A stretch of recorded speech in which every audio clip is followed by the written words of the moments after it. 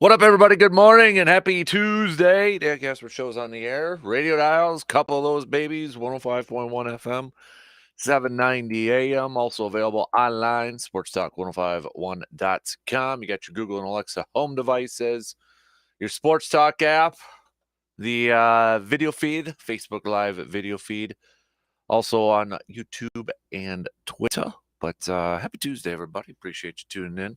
However you're tuning in, wherever you may be tuning in, drive safe out there. Depending on where you're at, a little bit of a slippery stretch here and there, but it is a grind my gears Tuesday coming at you. So what's grinding your gears for the last few days or currently? You can start to hit us up with a quick text on the Shoe Doctors bullpen line at 715-830-1912.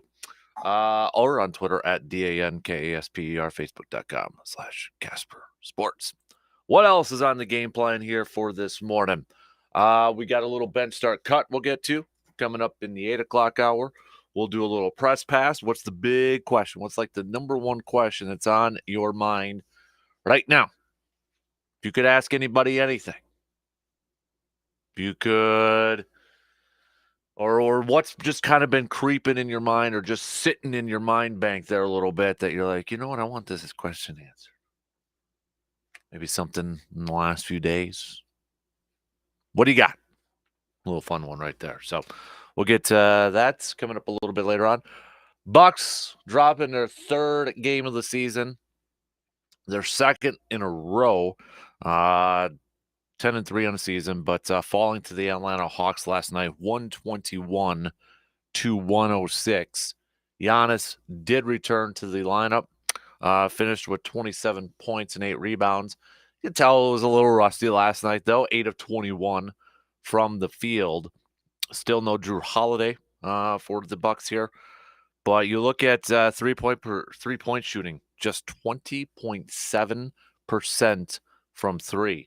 And that's kind of been a little bit of a trend here for the Bucks and their losses, and these 3 losses, that their three-point shooting has kind of been a big issue in their losses here. So, and you look at it, Carter was 0 for 3, Brook Lopez was 0 for 4, Grayson Allen leaving the game early due to an ankle injury, didn't even attempt one. Portis was 0 for 5 from three-point land, but it was MarJon Beauchamp, again, the rookie, 20 points, 3 of 4 from three-point land, and played the most minutes of all the Bucks players last night. More than Giannis, more than Carter, more than Lopez.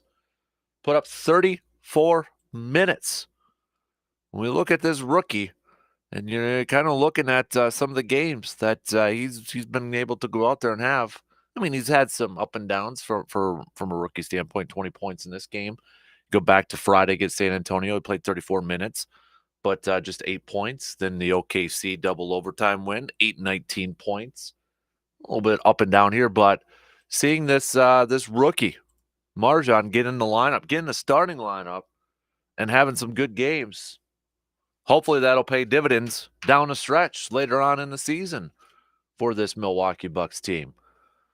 But getting a little bit banged up, too, with Grayson Allen and that ankle injury. Drew Holiday's banged up. We know Chris Middleton, Pat Connaughton, Joe Ingles still out.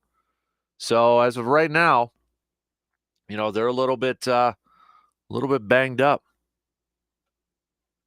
Bucks have the off day today before taking on Cleveland at home tomorrow. So we'll talk a little Bucks later on here this morning.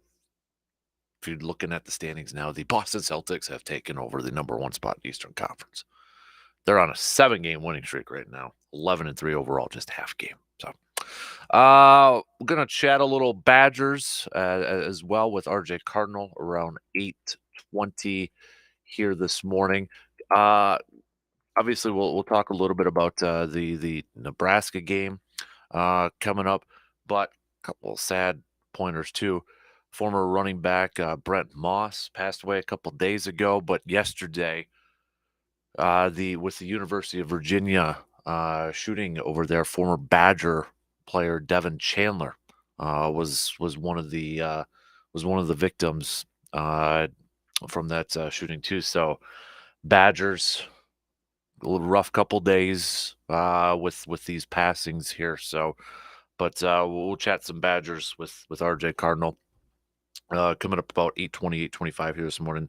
The hoops team is men's hoops team is back in action tonight, taking on the Phoenix of Green Bay. So we got that. We'll catch up with a little bit of the chip with steel and such. Want to chat a little green and gold coming up here too. Packers, quick turnaround here this week as they get ready for the Tennessee Titans coming up on Thursday Night Football. Matt LaFleur apparently sleeping in the office, couching it. A lot of the coaches, I guess, spending a lot of hours. I don't know if all of them spent the night. I know Adam Stenavich said he didn't, but right after that game on Sunday, putting in, turning on the midnight oil and putting in the hours there, getting ready for Tennessee. So they really didn't have a whole lot of time to enjoy the victory with Dallas. Right back to work for those Packers coaches. So we heard a little bit from LaFleur yesterday, Joe Barry, Rich Bisaccia, Adam Stenavich. We'll get to some of their comments here, but I want to bring up a couple things here. I want to get the conversation juices flowing here a little bit, okay?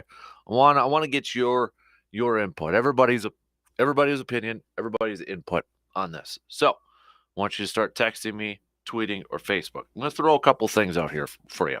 I was doing some research, some looking up here because, well, it led me. I first wanted to look up some stuff about Kenny Clark, and it kind of led me down a path for a couple other players here too. So I was looking this up last night because Kenny Clark was off to a fantastic start this year, right? And when you look at the offseason with Reed, and Wyatt, you're thinking, okay, Kenny Clark's got some help on that defensive line. Got some depth there. Maybe we can utilize Kenny Clark in different ways. Maybe Joe Barry can kind of move him around a little bit, put him in different situations. And he was off to a fast start. And maybe it's just me. Does it seem like it's been kind of quiet a little bit? He still has 4 sacks, which for his position, that's not too bad. That's pretty solid for his position. But my question is, based off your eye test, if you were, you were a scout or you were an analyst, how would you assess Kenny Clark's season so far? And if we kind of use like Pro Football Focus's grade, okay? He's at a 61.1 overall. Like, well, Dan, how does that compare? What does that mean? Well, for comparison's sakes, last year, he was a 74.9. In 2020, he was a 73.8. 2019, 79.9. Go back all the way to 2018, he was a 90.2. 2017, 87.3. And that's just one tool, right? That's just a tool, part of the toolbox. But this year, overall, 61.1. You would have to go back to 2016, it looks like. Yeah, 2016. First year, he was 67.3. So this is the lowest. This is the fewest. Or not fewest. Lowest grade so far if we use the Pro Football Focus benchmark. It's the lowest grade he's had so far. So how would you assess Kenny Clark? How would you grade Kenny Clark? The thing is, too, with Kenny Clark, he's still top 10 in the NFL in pass rush win rate. So, and anybody who's wondering what's pass rush win rate? It's a metric that tells how often a pass rusher is able to beat his block within 2.5 seconds. So he's top 10 there. If there is an issue with his game, if you are one that you think that there's something a little down on Kenny Clark. What is it? Is it the run defense?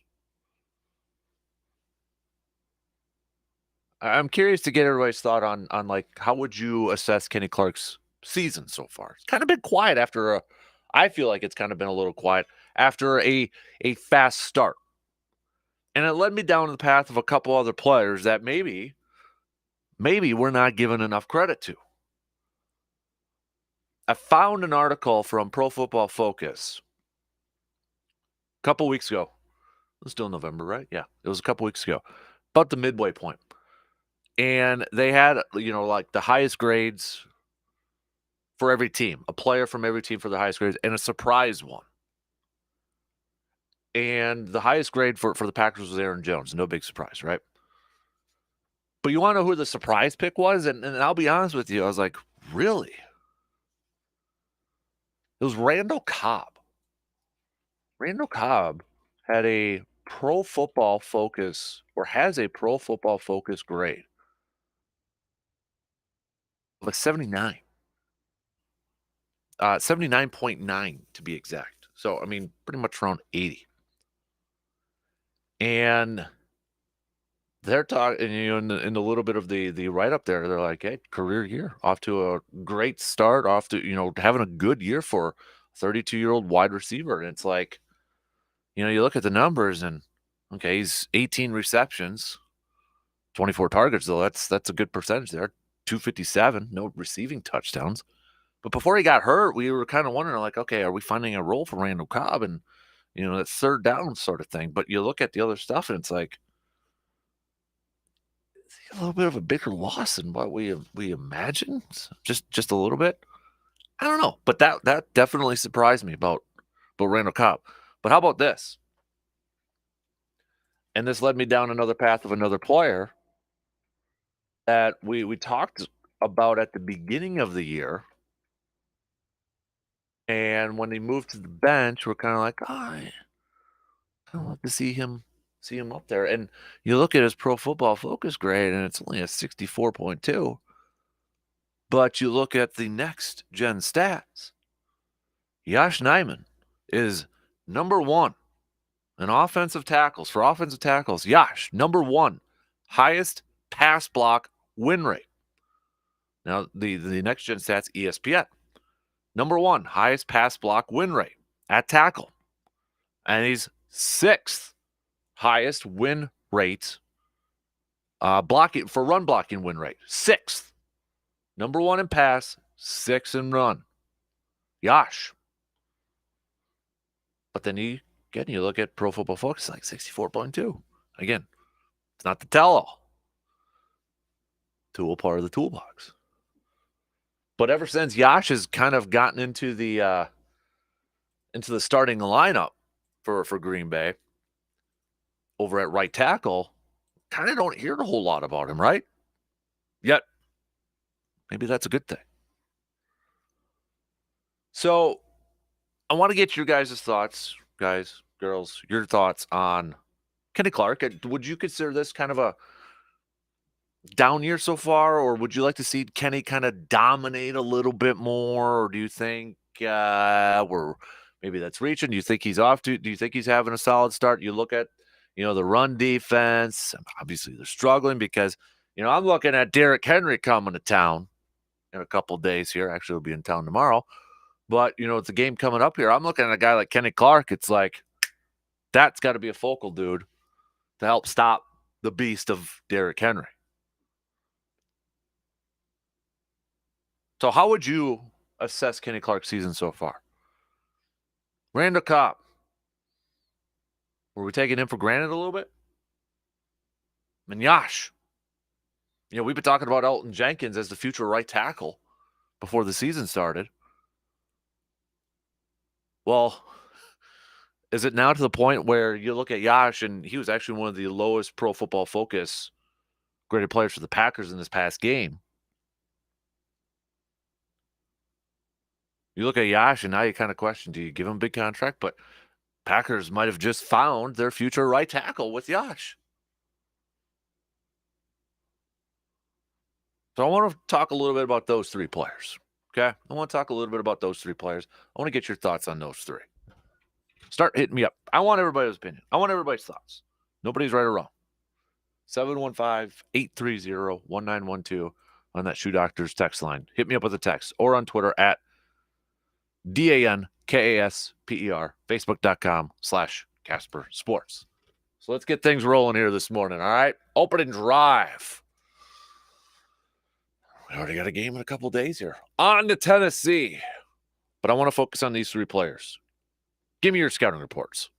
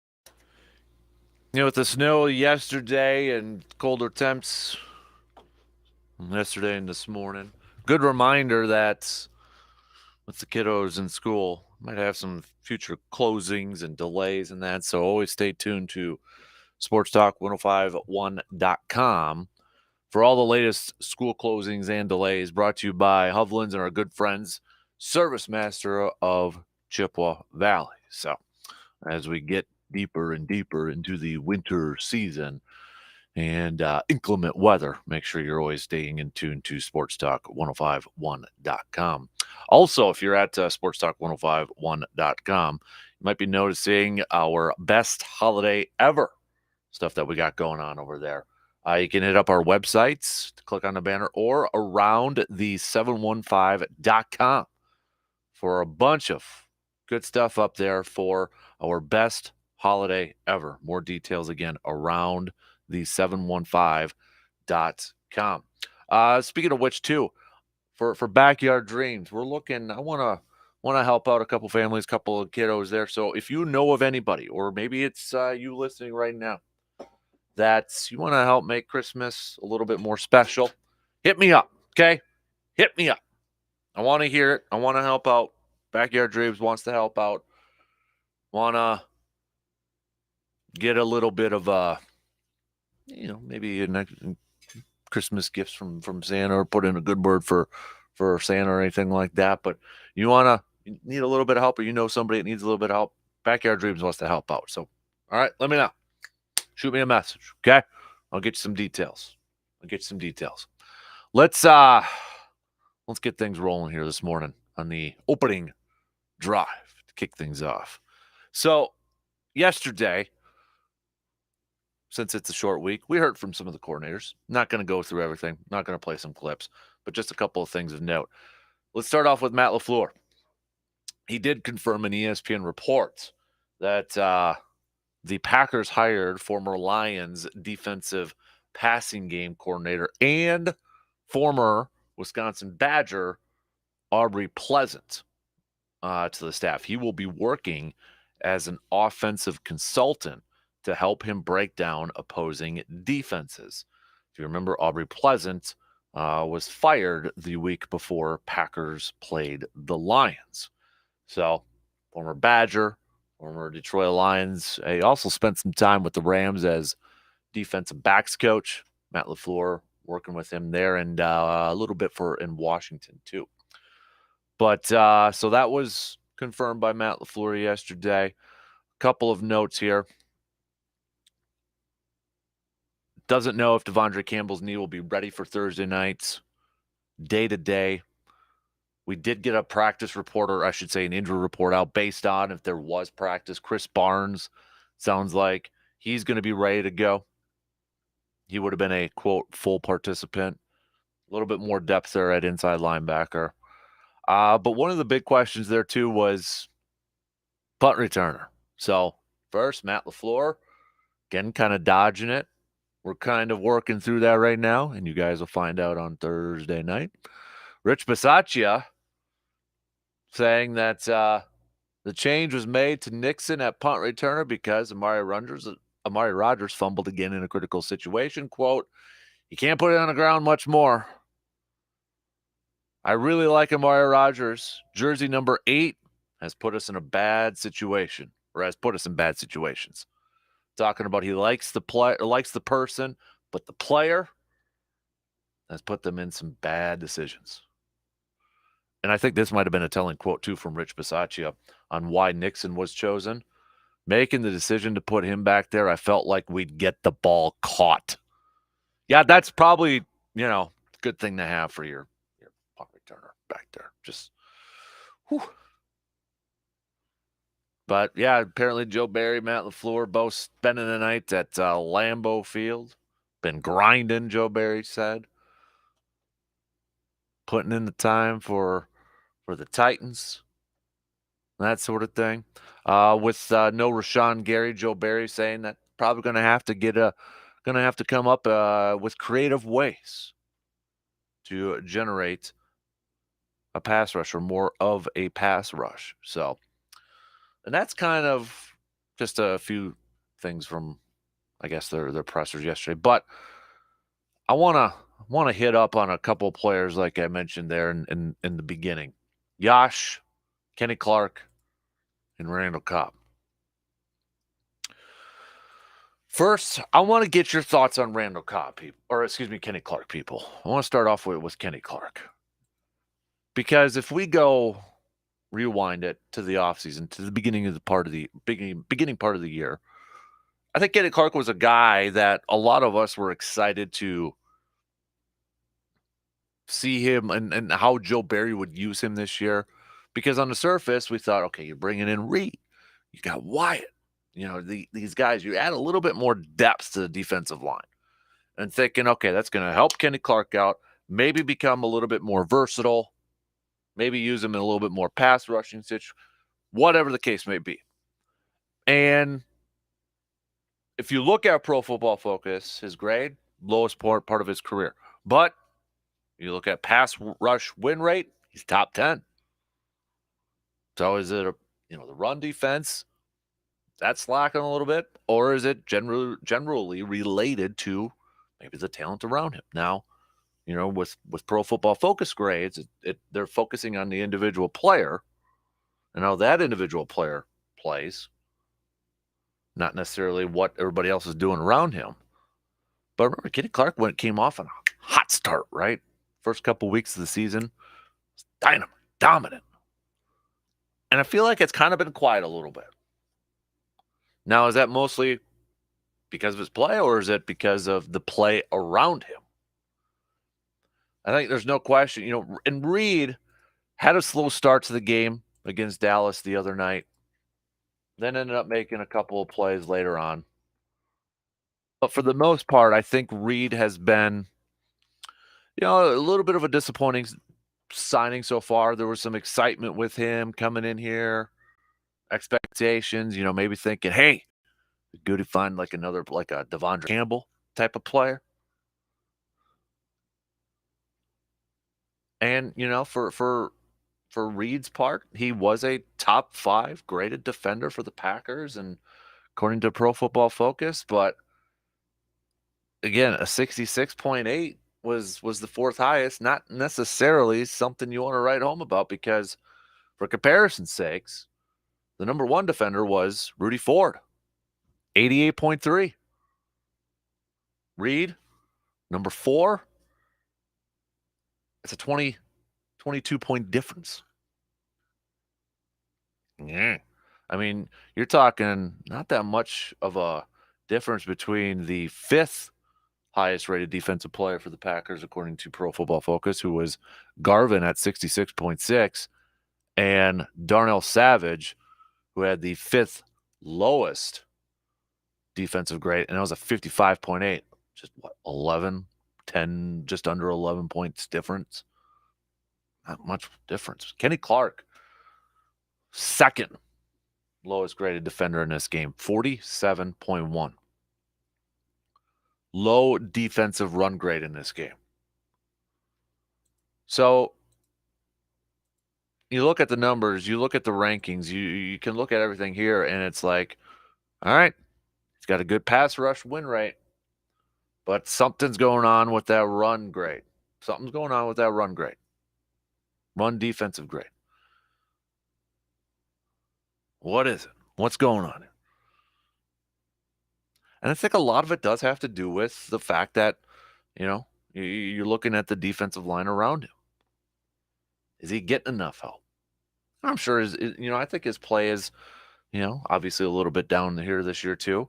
Not as dominant. I think we were all kind of hoping to see Kenny Clark this year.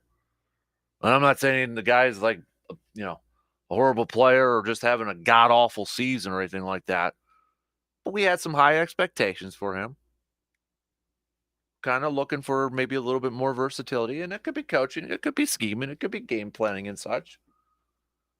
But when you look at this especially like the run defense, you'd like to maybe see Kenny Clark be a little bit more active in that, a little bit more dominant in that. That's why, I look at a guy like Derrick Henry coming to town. I don't really care if Kenny Clark gets a couple of sacks. I want him to clog up the lanes and and stuff Derrick Henry this week. Clog up those holes. Take down King Henry. I want that to be the focus for Kenny Clark this week. Where he can't, where Derrick Henry can't run up that middle because Kenny Clark's right there waiting for him. This is a big week. I'm already kind of getting to it for Thursday here, but for me, one of the keys to victory, one of the key matchups, Kenny Clark. This has got to be a game for him. It's got to be a game for Big 97. Got to go out there and dominate line of scrimmage, especially the interior line of scrimmage. Since we're talking about the line, Yosh Nijman, is he the most underrated player on this team right now? Or one of the most underrated players on this Packers team right now? I think you can make the case. It's interesting that, when you look at these grades, again, I think Pro Football Focus is interesting to see how some people rate them,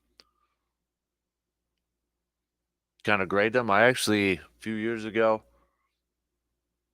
almost got a job with them, but then it was like, okay, I can't do this. It's a lot of time commitment to watch this, watching that film and doing that, and their grading scales. I used to have this thick book, this grading book and all that. And I'm like, no, I don't got time for this. But you look at it, it's like their number one offensive player was Sammy Watkins, 85.1. He only ran 9 routes, caught 3 passes on 3 targets for 47. So, okay, Sammy Watkins, highest rated. Second was Aaron Jones. Then it was Aaron Rodgers. Then it was John Runyon Jr., who has been pretty dang good at pass protection. And then David Bakhtiari at number 5. But with Yosh, when you look at like his Pro Football Focus grades, they're not the highest ones out there by any means.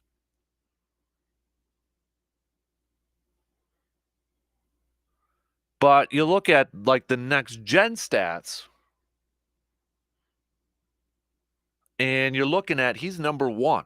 As of last week, he was number 1 in highest pass block win rate at tackle, and 6th highest in run block win rate. Yosh over there at right tackle. This was a guy that, started off season playing some left tackle till David Bakhtiari got going. He's like, okay, he's the backup left tackle, maybe a little bit of a swing tackle. We're kind of thinking, okay, he's a backup. If we rewind it to the beginning of the year, nice to have him there. He's played a lot of snaps and he's played some good ball and that sort of thing. But we thought Elton Jenkins was going to be the future of right tackle. He comes back, mixed bag of results, not working out like we thought it was going to. You put him over to left guard. Let's put Yosh over there, although there was some trepidation from, you listen to some of the coaching staff like Adam Stanovich. He's like, well, fundamentals-wise, he's better at left tackle. Doesn't got a whole lot of time at right tackle, even though he played a little bit there with Virginia Tech. But you look at those numbers. You look at the next gen stats. It's like, dang. And you don't hear his name called too often, right? That's probably a good thing. So, I mean, it sure seems like Green Bay's got a starter, a future starter, long-term starter with Yosh. Yosh is making some money right now, I think. Let me bring up his contract situation here. He is, what the heck is that website? I don't want that website. That good gravy there, man. Okay, let's bring up Yosh here because there's so much uncertainty surrounding this Packers offensive line for the future, with David Bakhtiari. Yeah, Yosh is an unrestricted free agent. Okay. I mean, Elton Jenkins is a free agent too. At this point in time, I don't want to get too far ahead, but do you think about prioritizing a guy like Yash over a guy like Elton. You got Zach Tom, who I think they're very high on, and he's played some good ball too. You got a couple of youngsters there that can be your tackle guys of the future. Tom can go play a little interior. Myers is a solid center. That's one thing, maybe we haven't kind of broke down enough, but Green Bay's, I don't know, ever since like the Aaron Rodgers era, been able to find some centers. And I know there was a time where it seemed like, they were switching centers every year, every couple of years, and it was kind of frustrating here and there. But you know what? Wins the Super Bowl. Scott Wells, solid center. Evan Dietrich Smith is with the Bears now. They had Jeff Saturday for a hot minute. Corey Linsley, 5th-round pick. Myers comes in. Ohio State again. One of the better pass blocking centers according to Next Gen Stats out there. But I think Yash is quietly having a pretty damn solid, impressive year. And would you say, when you look at the 2023 class of unrestricted free agents for Green Bay, you're like, how high do you prioritize this guy? I think fairly high now. Pretty darn high. Dude is balling. He's getting it done over there at right tackle. You got to give especially going up against like Micah Parsons and DeMarcus Lawrence and such. DeMarcus got a sack. Micah Parsons, pretty quiet. Pretty quiet this past weekend. I like this kid Yash a lot. And I think he has grown these last couple of years and just developed into a really solid player. And then Randall Cobb. I know we kind of talked a little bit about him. We got to take a break here really quick. But Randall Cobb, I was reading that article from a few days ago, maybe about a week or so ago, where they said the biggest surprise in terms of like grading wise and who's actually having a good year that nobody's talking about is Randall Cobb, who's 79.9 if you look at Pro Football Focus. But you look at the numbers, like 18 catches, 24 targets, 200 some yards, 250 some yards, no tuds. Yet been pretty darn solid. And I think before he got hurt, maybe we were starting to get a feel of what his role is going to be. That third down safety net for Aaron Rodgers. That guy that he knows he can trust. If it's 3rd and 5, 3rd and 4, 3rd and 6, whatever it may be, he knows where 18 is going to be. He trusts 18. You get the ball to 18 on 3rd down. And I think that's where we've seen Randall Cobb kind of shine so far this year. And there's a chance Randall Cobb, he can be activated this week if he's ready to go and go up against the Tennessee Titans. Randall Cobb kind of quietly. Statistics may not show it. Stats may not show it. But maybe doing the little things and quietly having a decent season. But I just kind of wanted to bring up those 3 players because I was looking at some stuff last night, and it kind of started off with Kenny Clark. I'm like, man, we haven't really heard a whole lot about him. Okay, top 10 pass rush win rate for a lineman. But his Pro Football Focus grade's down. Poor run defense is down. What is it? Is it him? Is it the help around him? And it kind of led me down to this Yash. I've seen these numbers for Yash. I'm like, dang, top 10 for passing and run block, number 1 in pass. Why are we not talking about this guy enough? Dude's balling on the edge. And then Randall Cobb pops up. I was like, what the heck? All right, we got to take a quick break here. Your thoughts on those 3, specifically Kenny Clark, maybe. How would you grade him? How would you assess him? I want to hear from you.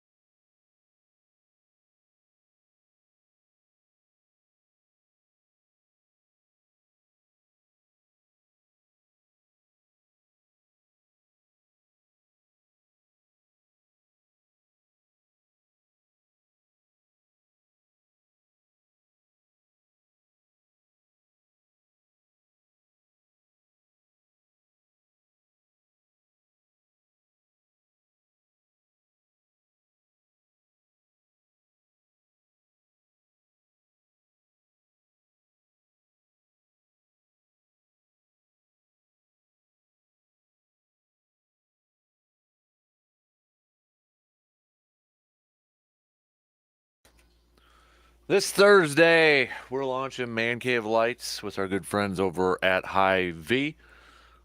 Do it about 6:30 up until about halftime between Green Bay and Tennessee. Plus, you got the combo. Take advantage of the combo, the Dan Good Burger with fries and a pint. Man Cave Light for just $10. So we'll get that going on Thursday. And for you hunters, maybe a nice little send off before you head out to the woods. It's going to be freaking cold this weekend, it looks like.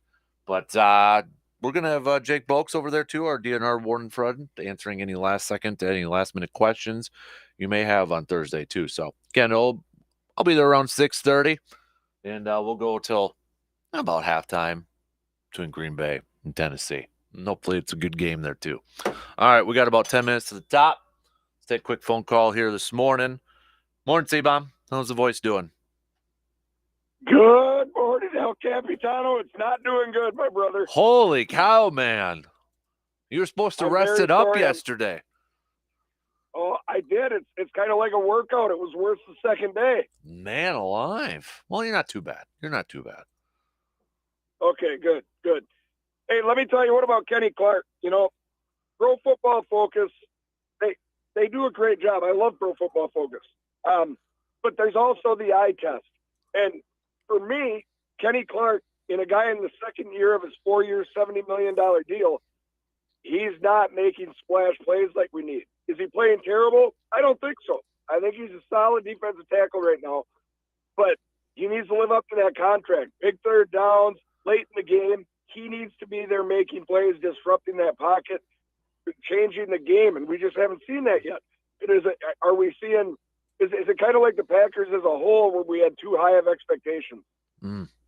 Yeah, and I mean, you could say, well, double teams and that, but, and I'm not trying to compare the two guys by any means, but, Aaron Donald still puts up statistics and such, or puts up sacks, I should say, and I would have to imagine, opposing offensive lines are probably double teaming guys like Aaron Donald. So, I mean, you'd think, and again, not to downplay it too much, but I mean, there's ways to get Kenny Clark a little bit more active, don't you think?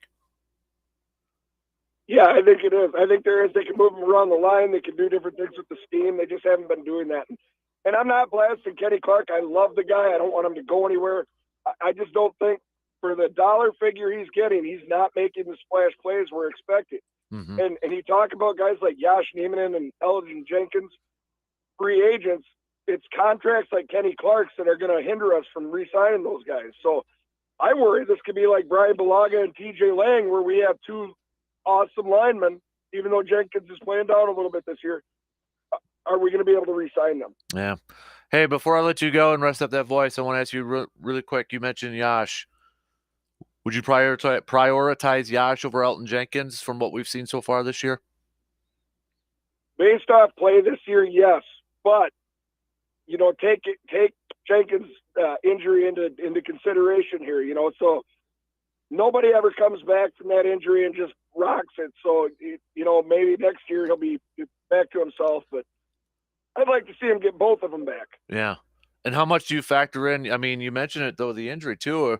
David Bakhtiari, you kind of wonder, is there a little bit of gun shyness? It very well could be, so they're humans, man. We can sit and watch them like they're robots, but, I sneeze too hard and I freaking throw my back out and have to worry about it every day. These guys are killing themselves. Well, I've seen you bust your elbow a couple times too, so you never know. Celebrate. The elbow, I should be on the shelf, man. I should be on the IR right now. You should. You sound pretty rough. All right, go grab some tea or something, buddy. Appreciate the phone call, man. Thanks for having me out, Capitano. You have a great day, brother. You too. There you go. There's C-Bomb hopping off. Your thoughts, you can hit us up with some texts or tweets or anything like that. So I'll check the texting line coming up here in just a little bit. I don't have it open or anything like that. So, but your thoughts and the other part, I know we're kind of focusing on Kenny Clark here, but I'll be curious to kind of get the rest of your thoughts too with Elgton Jenkins becoming a free agent or scheduled to be a free agent this year. Josh is scheduled to be a free agent this year. Josh is going to get a pay raise. I mean, he's logging some quality snaps. Every team's looking for a tackle. Every team's especially looking for a guy who could play left tackle. But if you're the Packers, and I mean, you and I'm not trying to get too far ahead here because we're in the middle of the season here. But we've been so focused on, the free agents of 2023 with Aaron Jones and his huge cap hit. Alan Lazard is going to be a free agent. This, that, the other thing. Elton Jenkins is going to be a free agent. Yet, the way Yash has been playing, how high does he go up on that list of priorities for the Packers free agents? I think you can make the case that he's really worked his way up there. A swing tackle, guy can give you quality snaps on both the left and right side. I know the coach has kind of questioned his fundamentals going over the right side, but I think he's played admirably over there. He's played pretty darn solid. And then you factor in Zach Tom, a guy who can play left tackle, can play interior, can play right tackle. You got a couple of youngsters there. I think, I think you got to prioritize Yash. But hey, let's focus on this season, though, right? Let's focus on this season at hand, first of all. And that's where, again, Kenny Clark. This has got to be a game for Kenny Clark going up against Derrick Henry and the Titans on Thursday night. It's going to be cold. You got a big bruising back like Derrick Henry. Nobody wants to tackle a big bruising running back in cold weather, right? Well, you're Green Bay, baby. And you're Kenny Clark. You're that defensive line. Dominate the line of scrimmage. Absolutely dominate it. Make them throw this football on you. Make Ryan Tannehill try to beat you. Slow down. I don't know if you can completely stop Derrick Henry, but you have got to at least try to slow. And remember a couple years ago when they did play, was it that Saturday night game in the snow? They did a fairly good job of slowing down Derrick Henry. I think he was at 23 carries for 98 yards is what I read the other day. I'll take that. I'll take that. So, all right. We'll get back to some more green and gold talk and your thoughts coming up in a little bit later on. I want to hit up some Bucks chat too, coming up just past the top of the hour here. Bucks falling for their second loss in a row, 10-3 on the season. But rookie Marjan Beauchamp with another solid game for him. So we'll hit up some Bucks chat coming up just past the 7 o'clock hour. You're early, actually. Look at that. Speaking of Bucks chat, are you excited about getting out into the woods, or are you mad that Mother Nature took a dump here and had a little bit of a temper tantrum, or is that better for you to sit in the stand? It's better. I just have to bundle up a little bit more than what I expected. I mean, I know the snow is good for tracking and stuff, but what about those temps? Would you rather have it swing this way than the other weird, freakishly warm weather we sometimes get? Yeah. Seems more fair. I'd rather not have the single digits, but it is what it is. My niece, I'll man up and sit out there 14 hours. If you can man up, I'll tell my niece who just finished hunter safety to she'd probably put you to shame. That girl will sit out there all day long. Yeah, she loves I gotta it. figure out. So I like to read. Yeah, but with this cold temperature, I don't like, because you got to turn the page and big gloves and that. So I got to find a free Kindle book. You want me to tell you about a great book I just finished? Legit, this is 100% swear. I just finished the last page a couple days ago, so it's fresh in my mind. It was Veterans Day, obviously, 11/11. So I love historical nonfiction. So I found this book called The Facemaker, and it's about soldiers in World War I. Obviously, the inauguration of trench warfare changed the climate for injuries because the soldiers would look above the trenches. Well, what would get shot? A lot of times their faces. So it resulted in these terrible disfigurement wounds for our soldiers. And The Facemaker is a book about the process of reconstruction and how that really was the launch pad for plastic surgery in the modern medical world. But it all kind of traced back. And there were some select cases pieces from the Civil War, but it was really World War I and the change in warfare and injuries I'm looking at it that now. Yeah. that really started the reconstruction and facial reconstruction process, became and is plastic surgery today as we know it. But it follows the career of the main doctor there and talks about a lot of soldiers, and especially some of the different procedures and stuff that really came out of this time. So it's fascinating. It's a very good book. So how do you? One of my biggest issues is trying to find something that I can get into. Like if I can't get into it right away, I put it aside. How do you go about finding books like this? Oh, well, I love historical nonfiction, so I read a lot of like Timothy Egan or Eric Larson. So like Devil in a White City is historical nonfiction. This was recommended to me. My mom actually got it and passed it along because she didn't have time to read it. So I thought, hey, that sounds interesting, but it grabs you right away. Okay. But now I like to read everything. So like now I won't do something like this. I'm going to do a little palate cleanser. I'm going to read some like really bad fiction that takes, 20 minutes in the bathroom and you're done with it, Right. and then move on. But I'm going to read Band of Brothers next. That's on my to read list. But I like to kind of stagger it and take a break because I know you read Foo Fighters book. You read and how was that? It was good, but I think I'm like you. Like I like the nonfiction, but sometimes I feel like I need a break from that too. Yeah, I Like, should give you this. I feel like I need to get away from like maybe a sports book. Okay, so I should lend you this. You should take this to the tree stand and you should read about it. Not only is it fascinating, but it definitely does a great service to outlining the heroes of World War I as well. But you never think of stuff like that. And so putting it all together in this story, and it's very readable. Does it have pictures? Because I'm seeing some pictures on here, and that's okay. But it's done tastefully. And actually, the author talks about that in the preface, about how she made the decision to put these in there just for reference points and the way that they chronicled it in medical history. So, interesting. Book club, buddy. We should start one.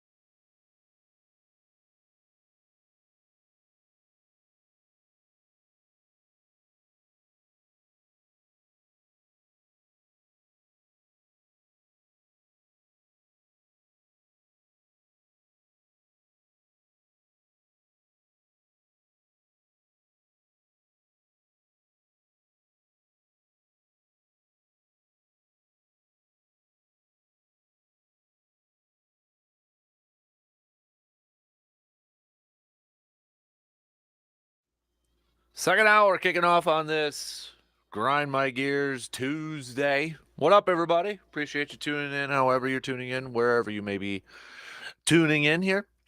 Coming up this hour, we'll get to a little bench start cut.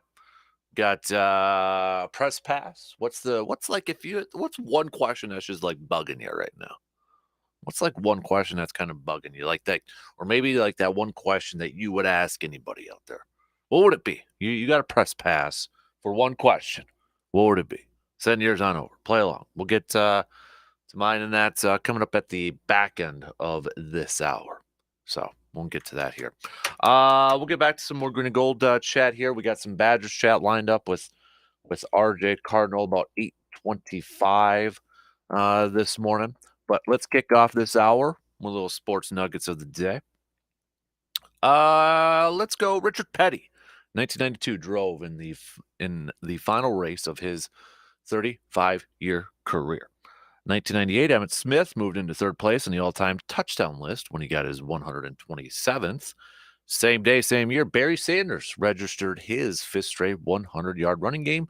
It was the 75th of his career.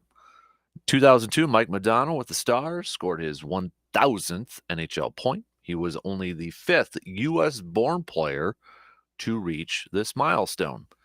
Let's go with 2005. Major League Baseball players and owners agreed to tougher penalties for steroid use for the next season. The new rules called for a 50-game suspension for a first offense, 100 games for the second, a lifetime ban for third, plus testing for amphetamines. Those are just a couple of your sports nuggets of the day. Hey, I put up a blog yesterday for our Outdoors Journal. Since this week we're getting ready for the opener for the deer season, which means when I think about like rifle season, deer season, and that, I think about like some of the traditions out there, some of the traditions that we do, and I've got a couple weird ones. But I'm curious to know, what are your traditions? Do you have any traditions? Do you have any like things you do every year? It could be maybe it's just like the same meal. Maybe you just do the same thing. Everybody gets together at camp or something like that. Or do you have some weird ones? Like for me, I'll give you a couple of them. You got to go to our website to read the other ones, but a couple of them. I always got to watch Escanaba into Moonlight. So this week I gotta plan out a time before Thursday to watch that. Yeah, you got the 30-point buck, but I got to listen to the second one. I explain why in my blog post, but it's the second one. And I always wear my Packers turtleneck that I've had since like 5th grade, I think, or something like that. For some reason, that thing still fits, and I have no idea how. Those are just a couple. Got more on there, too. But what are your traditions of the hunt? If you got some good ones or you got some really interesting ones, text those babies on over, okay? Or tweet it or Facebook it, whatever you want to do. However you want to do. I'm curious to know some of your maybe superstitions or some of your traditions. A couple of mine, are the more of the superstition aspect of it. But all right, let's talk a little hoops here. Bucks falling second game in a row, dropping to 10-3 on the season. Last night they fell to the Atlanta Hawks, 121-106. The Greek Freak did return. Giannis did return this game. He put up 27 points, but you could tell he was a little rusty after missing a couple games there. 8 of 21 from the field for his 27 points. Bucks really struggling from the three-point line last night, shooting just 20.7%, only making 6 three-pointers, 6 of 29. And you look at an Atlanta team, especially with like Trae Young in there, they only shot 23 pointers. Atlanta did. They made 7 of them, 7 of 20 to go 35%. They only shot 20. But Bucks struggling from 3. And you're looking at some of the guys who really struggled. Brook Lopez 0 for 4. Carter 0 for 3. You had Bobby Portis 0 for 5. Throwing Giannis on there for 0 for 3 if you want. But and the Bucks have, in their losses, have really struggled from three-pointers or from the three-point line in their losses. And, you kind of look at, obviously, Middleton's out. That's a three-point guy. Joe Ingles is still out. That's a three-point guy. You'd expect maybe that to become a little bit more consistent once those guys are back. But the bright spot in last night's game was another solid performance from the rookie, Marja. He played the most minutes of all Bucks players last night, 34, in the starting lineup again. 20 points, 8 rebounds, shot 3 of 4 from 3, provided some nice energy, 7 of 9 overall from the field. And when you look at his games so far this year for the rookie, 20 points last night, played 34 minutes against the Spurs, struggled from the field, 0 for 6 from 3, 30.8% overall from the field, 4 of 13, 8 points. And that double OT victory against OKC, he was 5 of 8 from 3 for 19 points.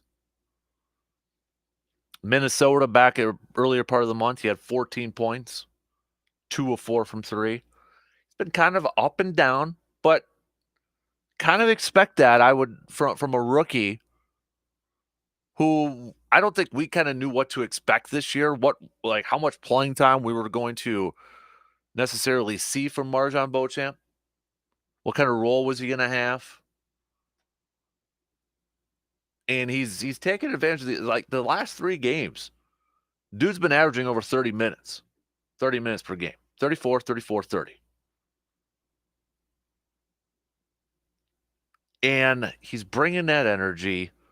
He's obviously, if you look at the last 3 games, 3 for 4 from 3, 0 for 6 against San Antonio, 5 for 8 against OKC. But he's been a nice little bright spot. I get it. It's only 13 games in. It's only a handful of games for him. But, how often have we seen a rookie kind of getting a lot of playing time right away for the Bucks? Yeah, Dante DiVincenzo did a little bit, was in the starting lineup. Injuries kind of really derailed everything there. Jabari Parker obviously didn't, play up to their expectations for the second overall pick. But in the early goings, I've been impressed with Marjan. And I know people are like, oh, he's only averaging 7.5 and 3.7, 10.26 per. But for a guy, I think we are all kind of not sure what to really expect or what we were going to get with him.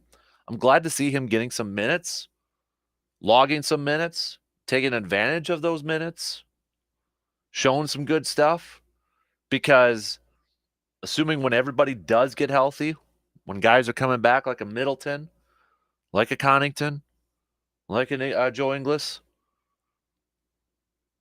excuse me, why do I keep saying Ingles? Joe Ingles. Marjan's minutes are probably going to be cut down. But the fact that he's kind of showing some stuff now maybe gives you a little bit of confidence for Mike Budenholzer to be able to go to him later on in the season. At crucial parts in the season. Knowing that you can go to him. He's getting that experience. He's getting that starting experience. He's getting some high-quality minutes. So, to me, that was the bright spot in the game last night. Bucks will have the off night tonight before they take on the Cleveland Cavaliers tomorrow in Milwaukee. Looking at last week, that was setting up to be, and it'll still be a good game, but Cleveland's on a 4-game losing streak right now. They're 8-5 overall.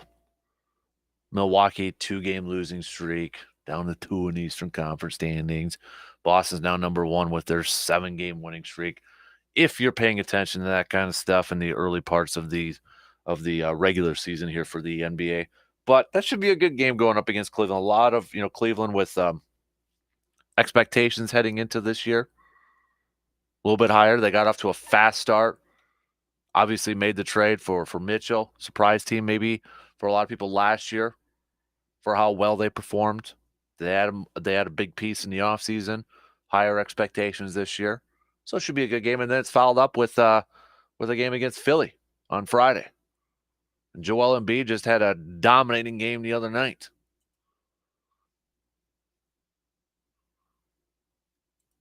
It was at 59 points he put up against the Jazz. 59 points. 19 of 28.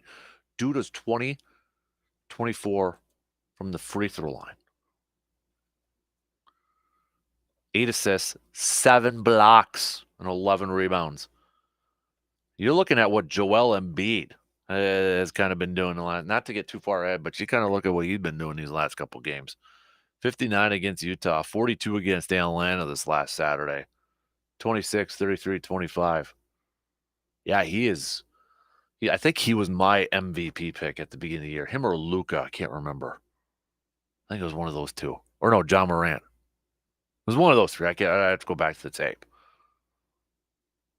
But with no James Harden, he's been stepping it up here. But that should be a fun game too. So big couple games coming up here for the Bucks to finish up this week. Then next week they got Portland, which that'll be at home. Portland's number 1 in the Western Conference right now. So that's setting up to be a pretty darn good game. Chicago, first time they'll be going up against Chicago this year, and then Cleveland next Friday again. So, but hopefully the Bucks can bounce back and pick up that W against Cleveland. Badger basketball, men's Badger basketball will be back in action tonight as well, going up against the Phoenix of Green Bay. Badgers looking for their 3rd win of the season. You actually have a good slate of games coming up here tonight for Badger or college basketball. If you're kind of looking at it, you've got is it Duke versus Kansas? Let me just double check here a little bit. Okay, San Diego State versus Stanford. Yeah, Duke versus Kansas. Number 7 Duke, number 6 Kansas. That should be a really fun game. You've got Marquette going up against Purdue. So you got a couple of good games tonight on the college basketball slate. If you're looking to maybe stay in a little bit and depending on maybe getting a couple inches of snow on top of it. So if you're looking to stay in, you got that going on for us. So, but the Badgers will be taking on Green Bay, Big Ten Network, 8 p.m. It looks like tip time. So, yeah, we got some other Big Ten teams are taking on like the Big East. So you got like a Marquette and a Purdue game going on. So, if you're looking at the rest of the Badgers schedule though coming up here. You got Dayton coming up on the 23rd. Right now, Dayton ranked 21 in the country before Wake Forest, and then in that Big Ten ACC Challenge, then Marquette on December 3rd. So, all right. Let me catch up on a couple of texts coming up here quick. We've got... I'd give Clark a C-. Very disappointing season. He's paid like an elite top-tier player at his position. His play doesn't live up to this contract. He's been pushed back on run plays a lot this year. Another texter, Kenny Clark has been disappointing for me personally so far this year. I would like to see him dominate the line of scrimmage a little bit more. Kenny Clark has disappointed a little bit, but also the entire defensive line hasn't played up to the expectations I personally thought that they were going to have this year. So a couple more. They're kind of the same thing. And I think Kenny Clark has played a little under a little subpar this year. Little typos here.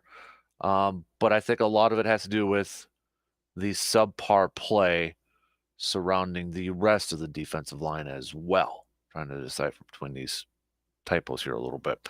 So it kind of seems like the majority of you saying the same thing.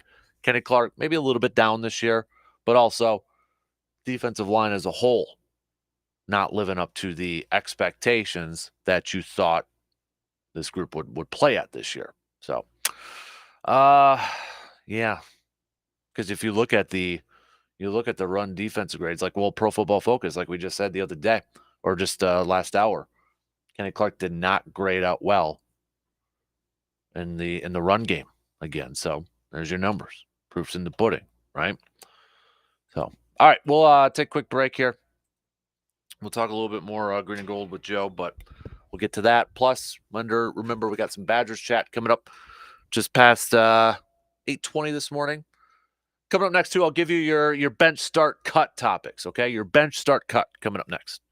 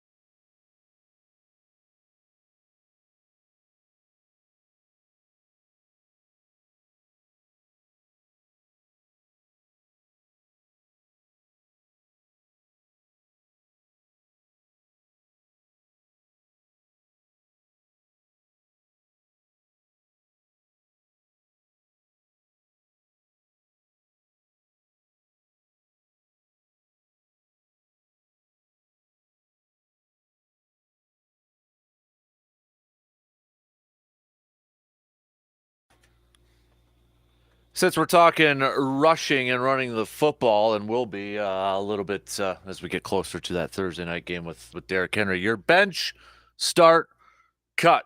We're going to go with the top 3 running backs in the league in terms of rushing yards.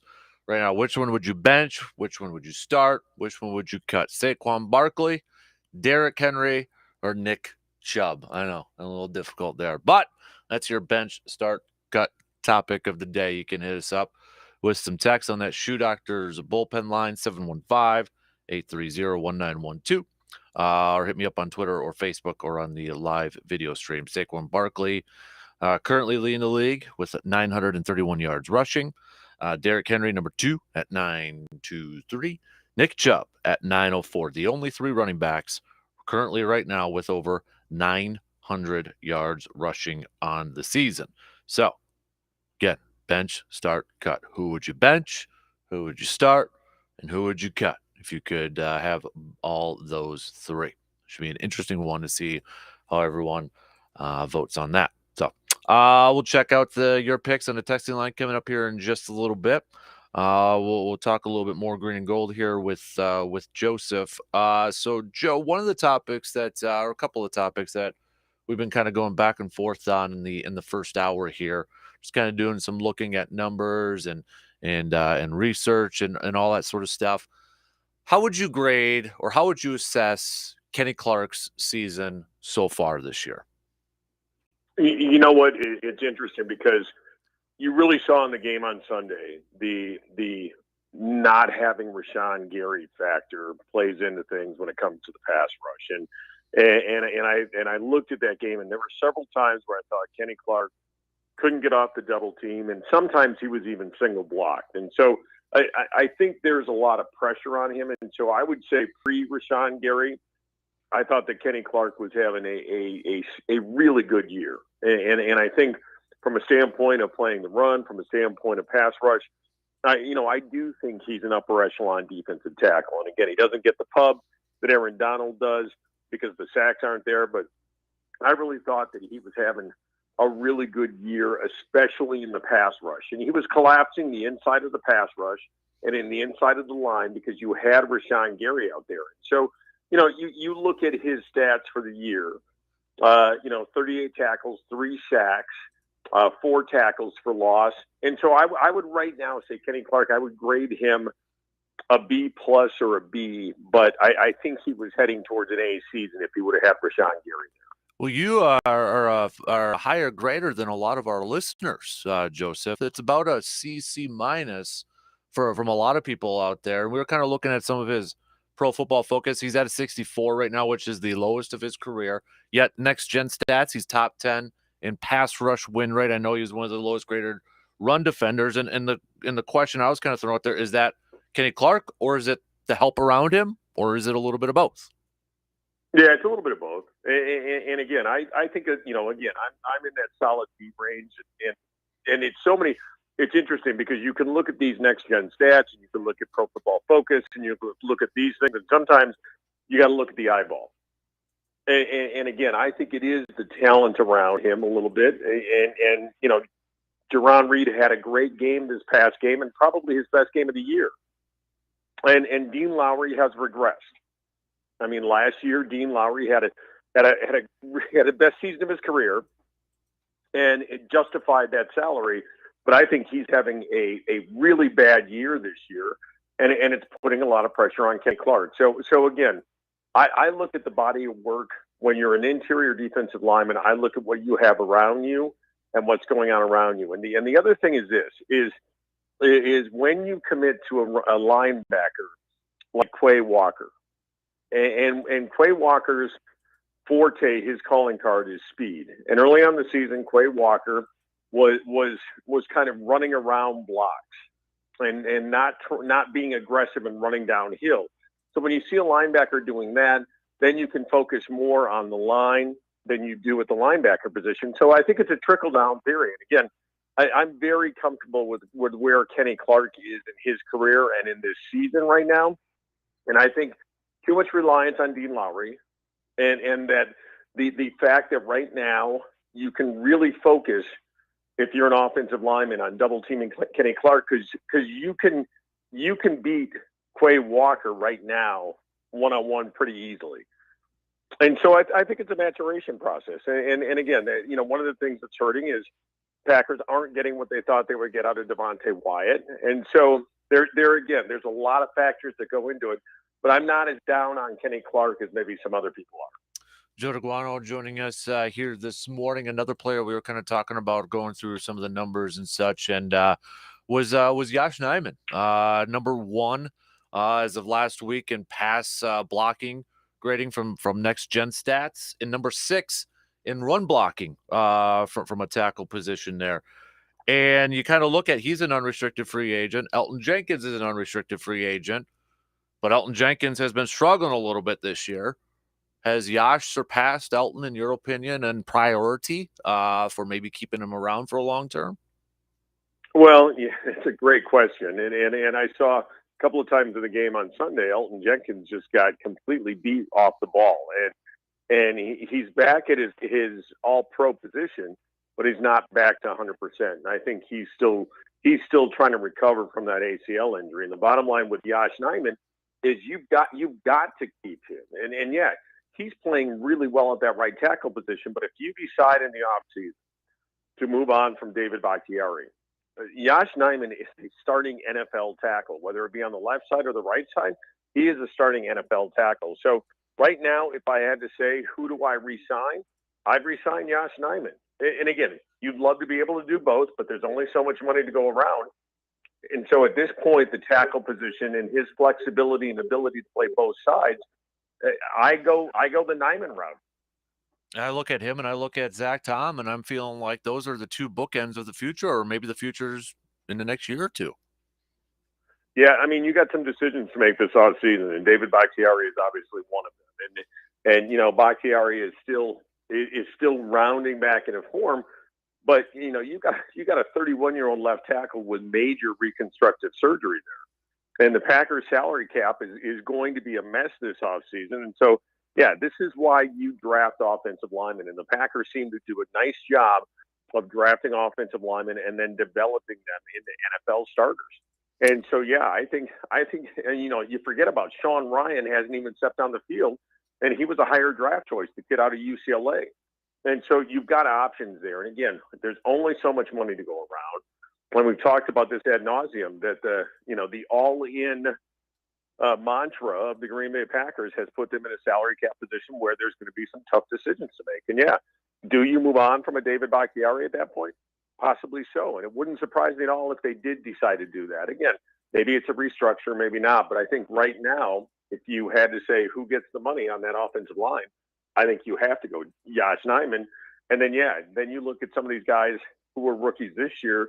Can they step up? I think John Runyon Jr. has played well. I think I think Josh Myers is had his ups and downs, but yeah, I think at this point it's a great question, but I'd go Yosh Nijman over Elton Jenkins at this point in time. What impressed you the most with the victory against the Cowboys? Christian Watson, Rudy Ford, or the Packers battling back a couple times in that game? I mean, at one point it looked like they were going to go down 14-0. Rudy Ford makes the pick, and they were down 14 in the fourth and came back and got the victory. But what impressed you the most? The play of Christian Watson, Rudy Ford getting extended playing time in the defense, or the grind out from that offense to get them back in that game?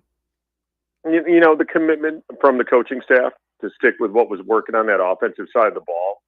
The design run ratio, I believe, was over 60% in this game, and that's the highest percentage of designed runs in any game of Aaron Rodgers' starting career. And so I think it was a commitment. They saw the single high safety a lot, and they saw 7-8 in the box a lot, and they stayed committed to the running game. And one thing, I think all three factors that you just mentioned are huge, but I think the commitment from the coaching staff to stick with what was working and what will work the rest of the year, I think that was what was most impressive. Now, the thing, you look at Christian Watson, and again, you talk about speed kills. And when you've got a receiver that can take the top off of defense and just run by people, that opens everything up. And when you've got a running game, though, and then you can go play action, everything then starts to click. Now, the one thing with Rudy Ford that I want to say is, you saw Darnell Savage Jr., who is really struggling this year, but you saw him play more in the slot than in that nickel package than you have. And I thought he held up okay. Again, he got beat a few times, but I really like the juice that Rudy Ford brings to the table. And I think he's the guy that you re-sign, and you look at this offseason and you start looking, okay, how do we restructure this offseason? How do we restructure this secondary to maximize their talent and their opportunities, and from an individual standpoint, from a team standpoint. And I think the best position for Darnell Savage Jr. next year is to try to play him in the slot. Because remember, you guaranteed that 5th year. So Darnell Savage Jr., you guaranteed that next year.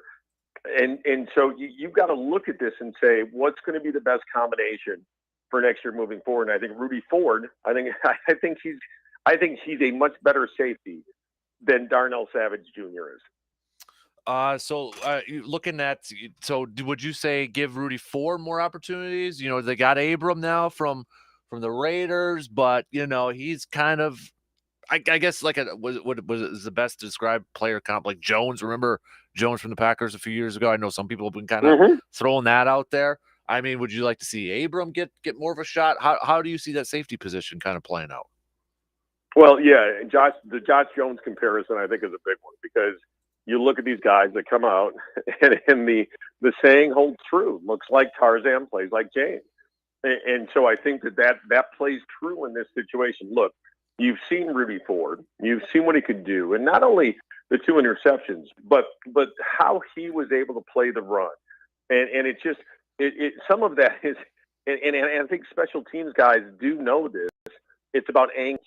And when you're coming downhill from that safety position, it's about knowing angles. And it's the same mentality you have on kick coverage and punt coverage. It's angles when you're going after that kick returner or punt returner.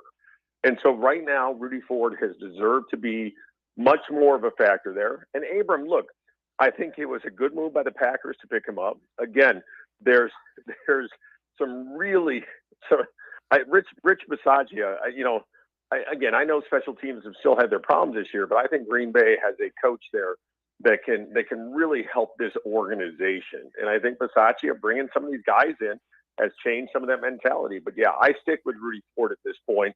Play Abram on special teams, and then that's a guy that you can look at and say, could we develop him even more in the off season, and do we take a look at him for a longer look down the road? Is Amari Rodgers on this team only because of the depth at wide receiver right now? 100%. Rich Bisaccia, I thought, had a great quote. He said, Amari Rodgers, the person, is great. Number 8 is costing us football games. And I love that. He's because the idea is coaching up the person and separating the person from the player. And so, yeah, the only reason right now Amari Rodgers is still seeing snaps is because of that wide receiver depth. You just have no choice right now. And again, with Cobb coming back maybe Thursday night, but you're not sure about his status for the rest of the year. And so you've got to keep Rodgers out there from an offensive standpoint, but there's no question he's got to be pulled by the punt return team. He has lost confidence. He looks lost out there. You just know every time. And if I'm a defensive player on punt coverage, I am going after that ball every time with him. So yeah, he needs to be pulled. And then really the question comes in is, does this kid have a spot on the roster next year, which I think is seriously in doubt. Joe DeGuano joining us, chatting some green and gold. So with that victory and with the, with the average at best play in the NFC, the Packers not out of it, or as Aaron Rodgers said after the game, not dead yet. They're ninth in the standings. Philly can't hand us a help a little bit last night by defeating Washington for crying out loud. But Green Bay 4-6. They hold the tiebreakers over Atlanta and Arizona based off all those tiebreaking scenarios. But you look at the schedule, Joseph. You've got Tennessee, then you're at Philly, and then you've got the 5th leading rusher in all of NFL, Justin Fields, now with that offense, and then the desperate Rams team in Miami. They're not dead yet, but I mean, this is a tough task. What's your confidence level that they can maybe squeak into this thing? Very low. I think what you can do when you say save the season, I don't think saving the season is, hey, let's make the playoffs. I just don't. I think saving the season is continually developing some of these younger guys and not lose the team if you're the coaching staff. Because I thought Matt LaFleur and his team and his staff were very close to losing this team after the Detroit game. And I thought for sure that, you know what, this is going to be a true test of what we have in this coaching staff. And so I don't think that this is a playoff team. But if this team can somehow end the year 9-8 or right around there and kind of salvage the season and build on some momentum, because I've said this all along, I don't think Aaron Rodgers is going anywhere. And so I think Aaron Rodgers is going to play for sure in 2023 with Green Bay. 2024, we'll all know early next year, because if they give that $20 million guaranteed to Jordan Love, that speaks volumes about 2024. But I think if you can build on some momentum and you come back from this horrendous start, or they were 3-1, this horrendous stretch, I should say, and you can show competitive ball, stay competitive, stay focused, and be able to come out on 8-9, 9-8. I think that's a win for this year. And I think Packer fans are looking at this and saying playoffs are bust, Super Bowl or bust. But I think as a coaching staff and a team, I think keeping this team together through the rough spots of this season is going to pay off down the road for this staff and this team. Looking at this game Thursday night, we know it's Derrick Henry. It starts there. You look at the Titans. They ranked 32nd in yards per drive. They've gained more yards than their opponent only once this year. Yet, here they are, 6-3 with a Mike Vrabel team with Derrick Henry. We all know it's slowing down or trying to stop Derrick Henry. Can the Packers do that on Thursday? It's going to be tough. And look, this game's at Green Bay. I feel good about that. And I think the key to this game, yes, you got to slow down Derrick Henry, but you got to play in front. You got to keep Tennessee chasing you. So you put Tennessee in a position where they score first and you start chasing them. I think it's going to be tough sledding. Look, this Green Bay team, it's so hard to predict. And if anybody says they know what this team is going to do the rest of the year, they're lying because you saw a good stretch at the beginning of the year, inconsistent but still playing well. You saw an absolutely ugly stretch over the last 5 or 6 weeks, and then they come out and play their most complete game of the season against Dallas. So, the numbers tell me and the head tells me to pick Tennessee. Of course, the heart says Green Bay, but until Green Bay can put together 2 games consecutively where they look good, it's going to have to be a prove-it type of situation. So I'm picking Tennessee this week just because of the fact that, Green Bay struggles against stopping the run. That's Tennessee's forte. It's going to be tough sledding. It's going to be cold. It's going to be a running game type of situation. But until Green Bay can show me consistently that they can do this in a couple of games back-to-back, I'm picking Tennessee Thursday night. Who's the defensive player that needs to step up and lead this team to victory or try to slow down Derrick Henry? The outside, Preston Smith and Enagbari. And the thing that I like about both of them, especially Enagbari, is he really does a nice job of setting the edge. And so I think those two need to be gap conscious in setting the edge and being consistent and playing within themselves and not losing leverage. And then I think that interior line needs to step up, and that includes Kenny Clark. And even though I think he's having a good year, I think he needs to step up his game and be that Superman type of thing where he starts taking over things. So, yeah, I would say that's in the interior line and then those outside backers. Interesting. All right, Joseph. I hope you're wrong on your prediction. Are you going to be there Thursday? No, I'm not. By the way, how was Lambeau for you this past weekend? Top 3 game in my life being there. In about 40-some games, top 3 experience. Nice. Yeah. Nice. It was a win. I know Aaron criticized, maybe the fans not being loud enough, but there was a wave of emotions. There was a lot of Cowboys fans, and right, I mean, I get it too. There's always a lot of Cowboys fans there, but when you're 3-6, I mean, what do you expect? So, the wave of emotions, and I think a lot of it too, Joe, was probably, and I said this yesterday, a lot of times when I go to a game, I expect to win. I didn't really have a lot of expectations for this game. I didn't think we were going to win. So the fact that they did win and pull it off the way they did, that's why I was so pumped up. That's why I was so jacked up afterwards.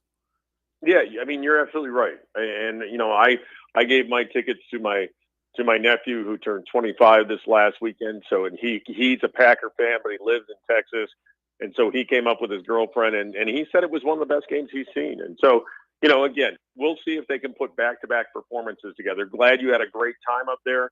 It is magical up there. I will probably not be back to a game until the Viking game this year, but again, I'm glad you had a wonderful time. I'm just hoping they can build upon last week and get another one Thursday night. If they beat Tennessee really quick, Joe, does that change your opinion for the rest of the season, or still too early? Yes. Okay. Yes, at 5-6 in this NFC. Because I said all along, I said I think they're going to beat Detroit and then beat Dallas to put themselves at 5-5. And so if they can be 5-6 with this NFC, yeah, that will change my perspective as far as whether or not this team could sneak in. All right. Fingers crossed, man. We're not dead yet. Not dead yet. That's not necessarily the rally cry, though. I will say that's not a. I understand it's the quote now that everyone's going to play off of, but it's certainly not the we're going to run the table and relax, which is more of a positive and confident tone.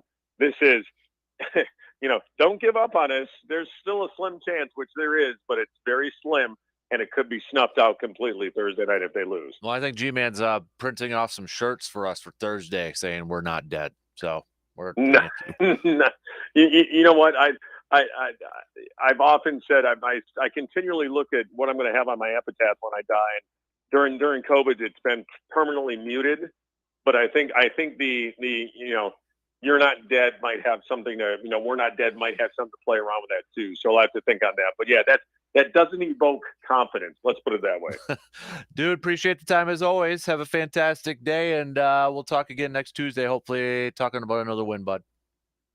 All right, brother. Take care, man. You got it. There you go. There's Joe DeGuano joining us here for just a little bit. Coming up next, we're going to take a quick break. Don't forget, give me your bench start cuts, okay? Derrick Henry, Nick Chubb, Saquon Barkley. Gotta do it. Play along with us. Press pass coming up after these quick words.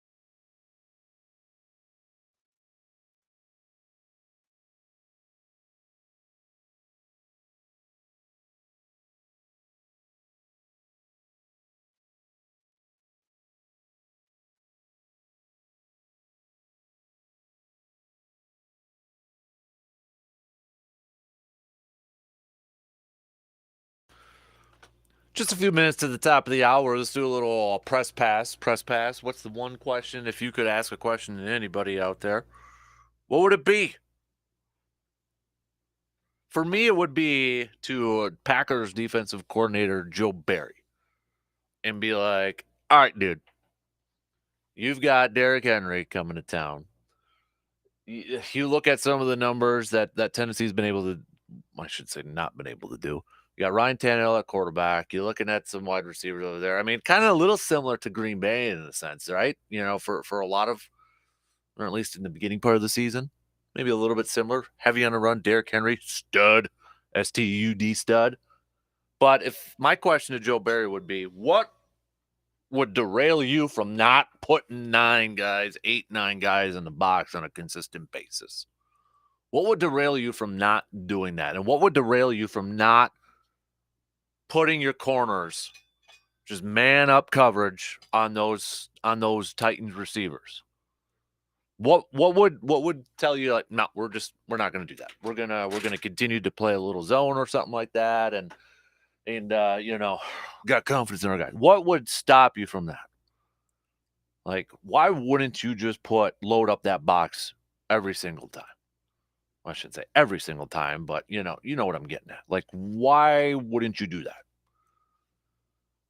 You got Jair, you've got Rasul. Let them take care of their own. You can't let Tennessee go out there and have 7, 8-minute drives. Wouldn't you just want to make it difficult as all get out on Derrick Henry? I mean, he still might get 90, 100 yards if you load up that box, but make it difficult on him. And don't let them have those long drives. And don't let Derrick Henry beat up your defensive unit so that they're tired and they're worn out. You're coming off of a short week, too.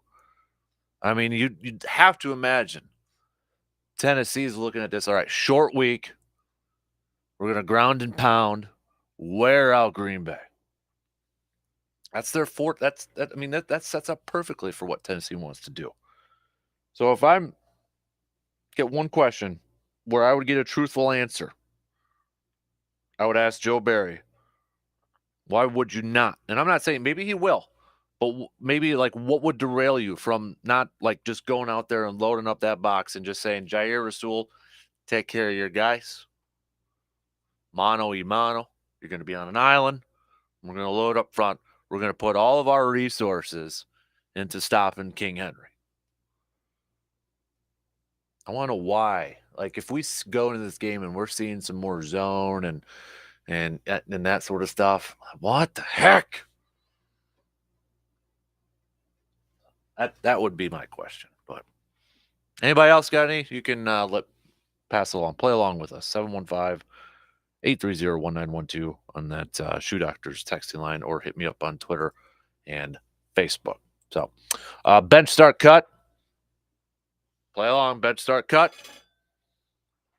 Looking at the top 3 running backs in the NFL in terms of rushing yards.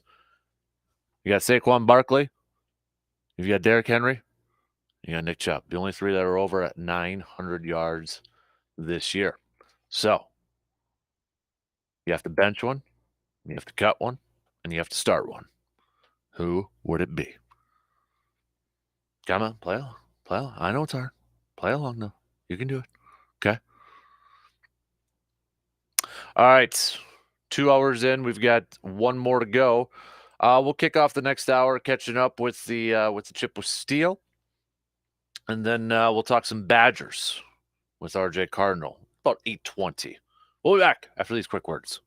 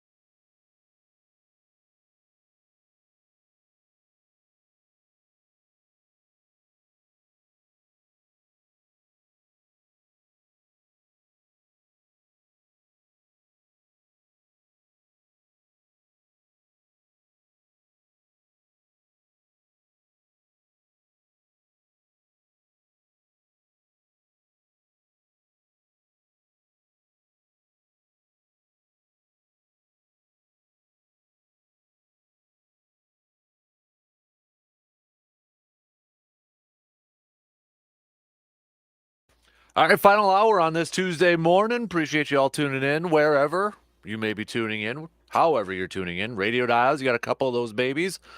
105.1 FM, 790 AM, also available online at sportstalk1051.com. You got your Google and Alexa home devices, the Sports Talk app, the YouTube, Facebook, Twitter feed as well.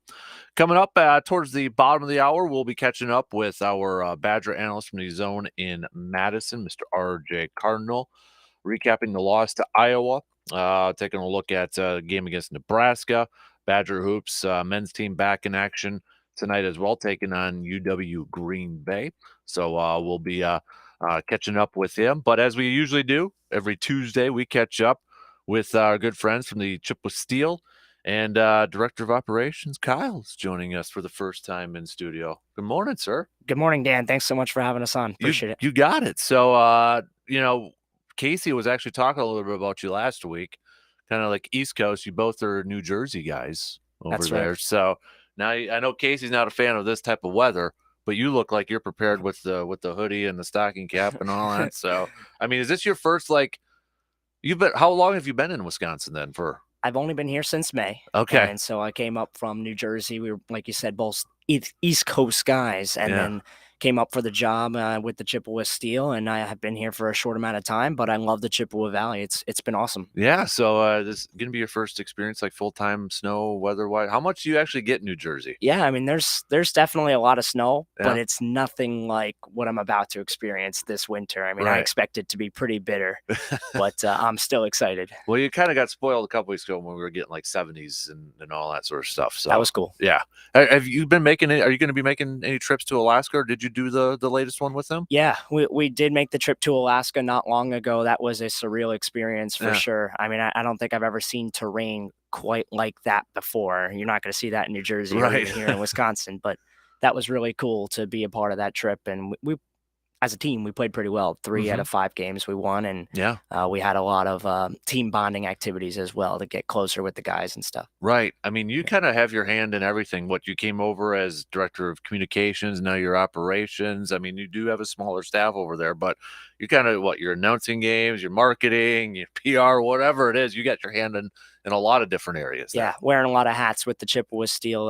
Obviously, I started out as the voice of the team. I do their play-by-play on Hockey TV, but then I quickly transitioned into the operations side of things, where it's been a lot more maybe the business things, and that's had a learning curve to it a little bit for sure. But marketing as well, and running the team's social media and all that good stuff. But it's been fun. It's all things that I studied and enjoy. So it's good. It's kind of giving you, I would imagine, a lot of good experience too, depending on whatever it's going to be in 5 years, 10 years. Because you were talking a little bit off the air, you wanted to be in hockey. Well, you're getting a lot of different experiences with hockey right now. Absolutely. I think that, the North American Hockey League is a great league, and I think it's a great starting place for me. I don't know what my future holds, but if it does propel into something maybe in the professional ranks, whether it be the AHL or the NHL one day, I mean, certainly this is a good foundation for me and for many of these players. I mean, just like they're trying to move on to the next level of hockey, I'm maybe trying to move on to the highest level of broadcasting or marketing or whatever that might be. Yeah. So. One thing I like to do with some newbies here is a little lightning round. So we're going to get to that coming up here in just a second, where we get to know a little bit more about Kyle here. But before that, talking about the team here, something that's been a common theme when we've been catching up with coaches, just this tight division race right now. And it's still, I mean, I know you guys are now in 5th there, but it's still tight with the point standings in there. Absolutely. 1 or 2 wins and you're up the top of the division again. And that's just the way that the Midwest is structured. I mean, in my personal opinion, between the Midwest and the Central Division in the North American Hockey League, these are the 2 best divisions in the league.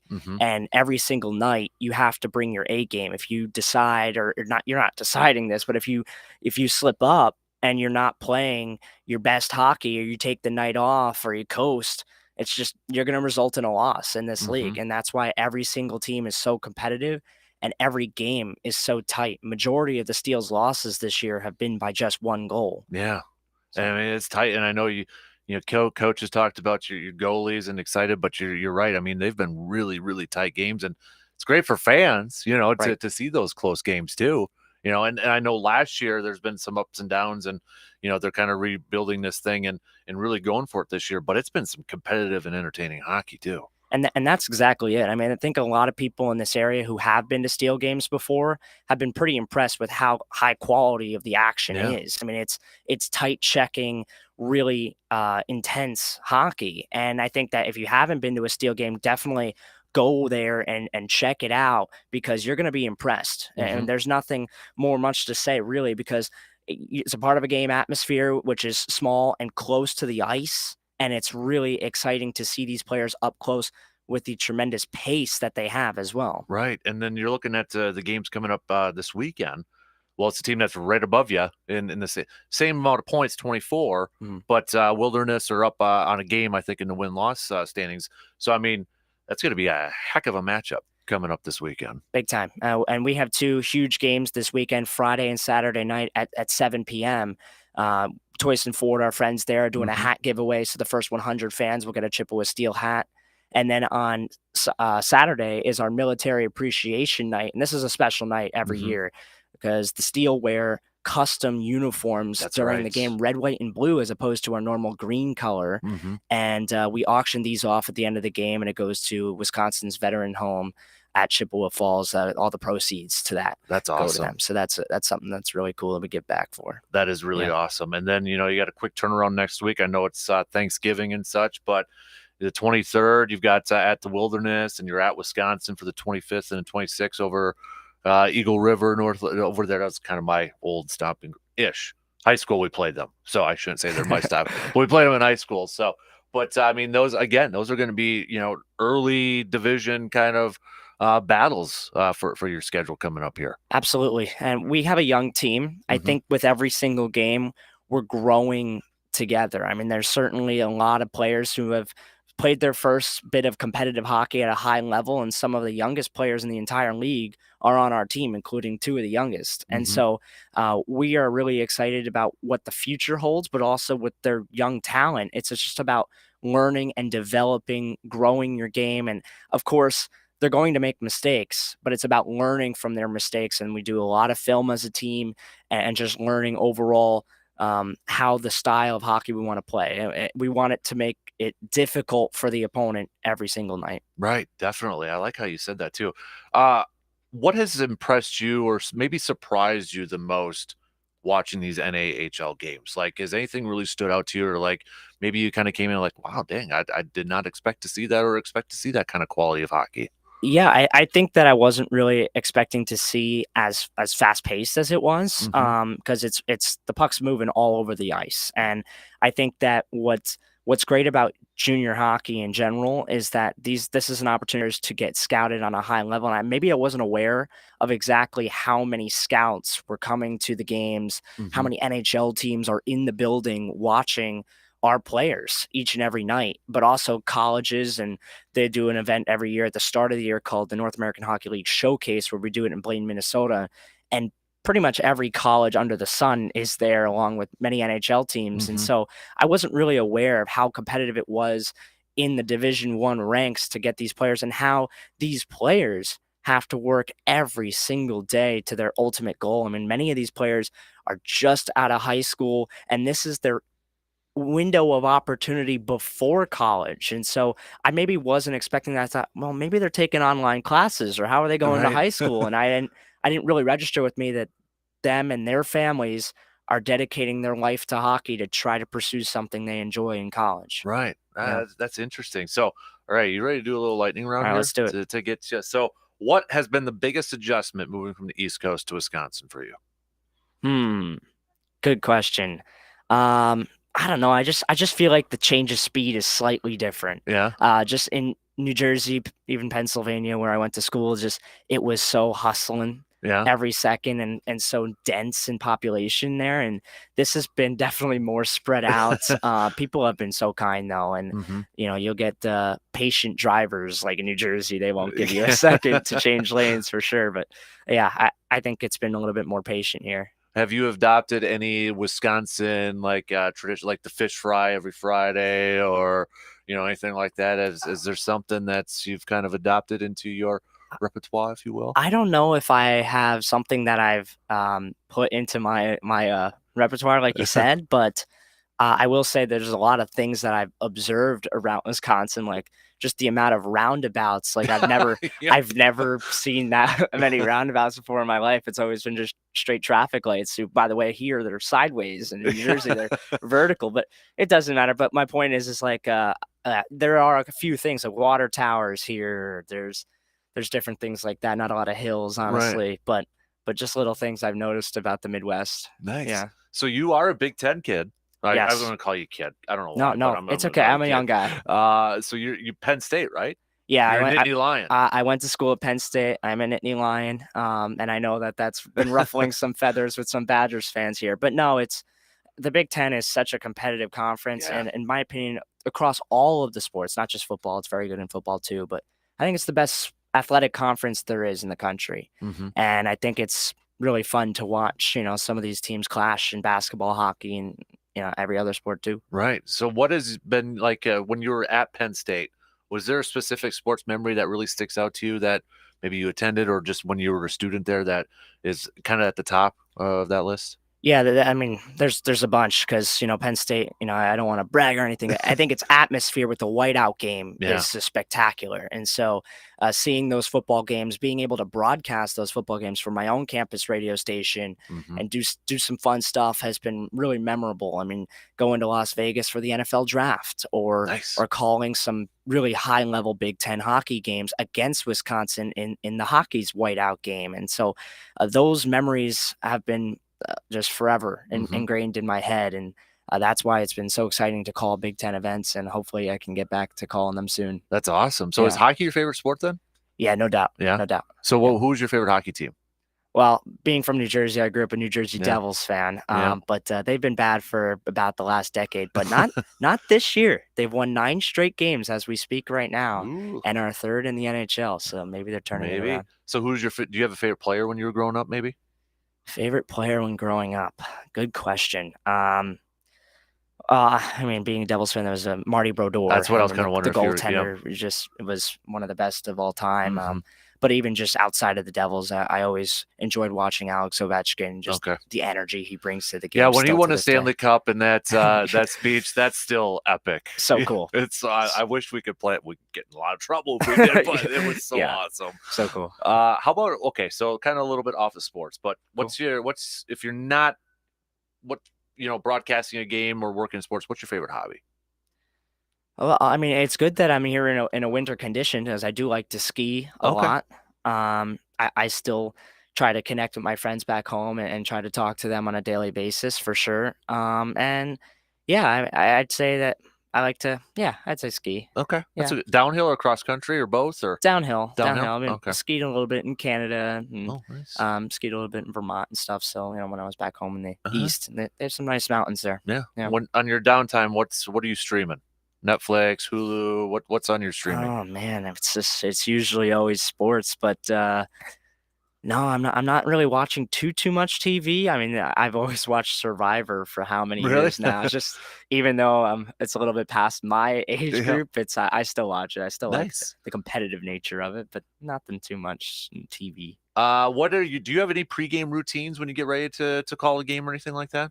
Yeah, I would say I'll speak for the road games, because the home games I'm running around like a chicken with its head cut off. But for the road games, certainly I take a deep breath, of course, and I have all of my notes prepared, and both teams have a lot of background information on them, and I just kind of write to myself 3 key storylines, because as you're broadcasting a game, to me, it's important to tell a story. That's what we're taught, especially in school. And so I write 3 keys of the game, and I try to hit on them as it goes on.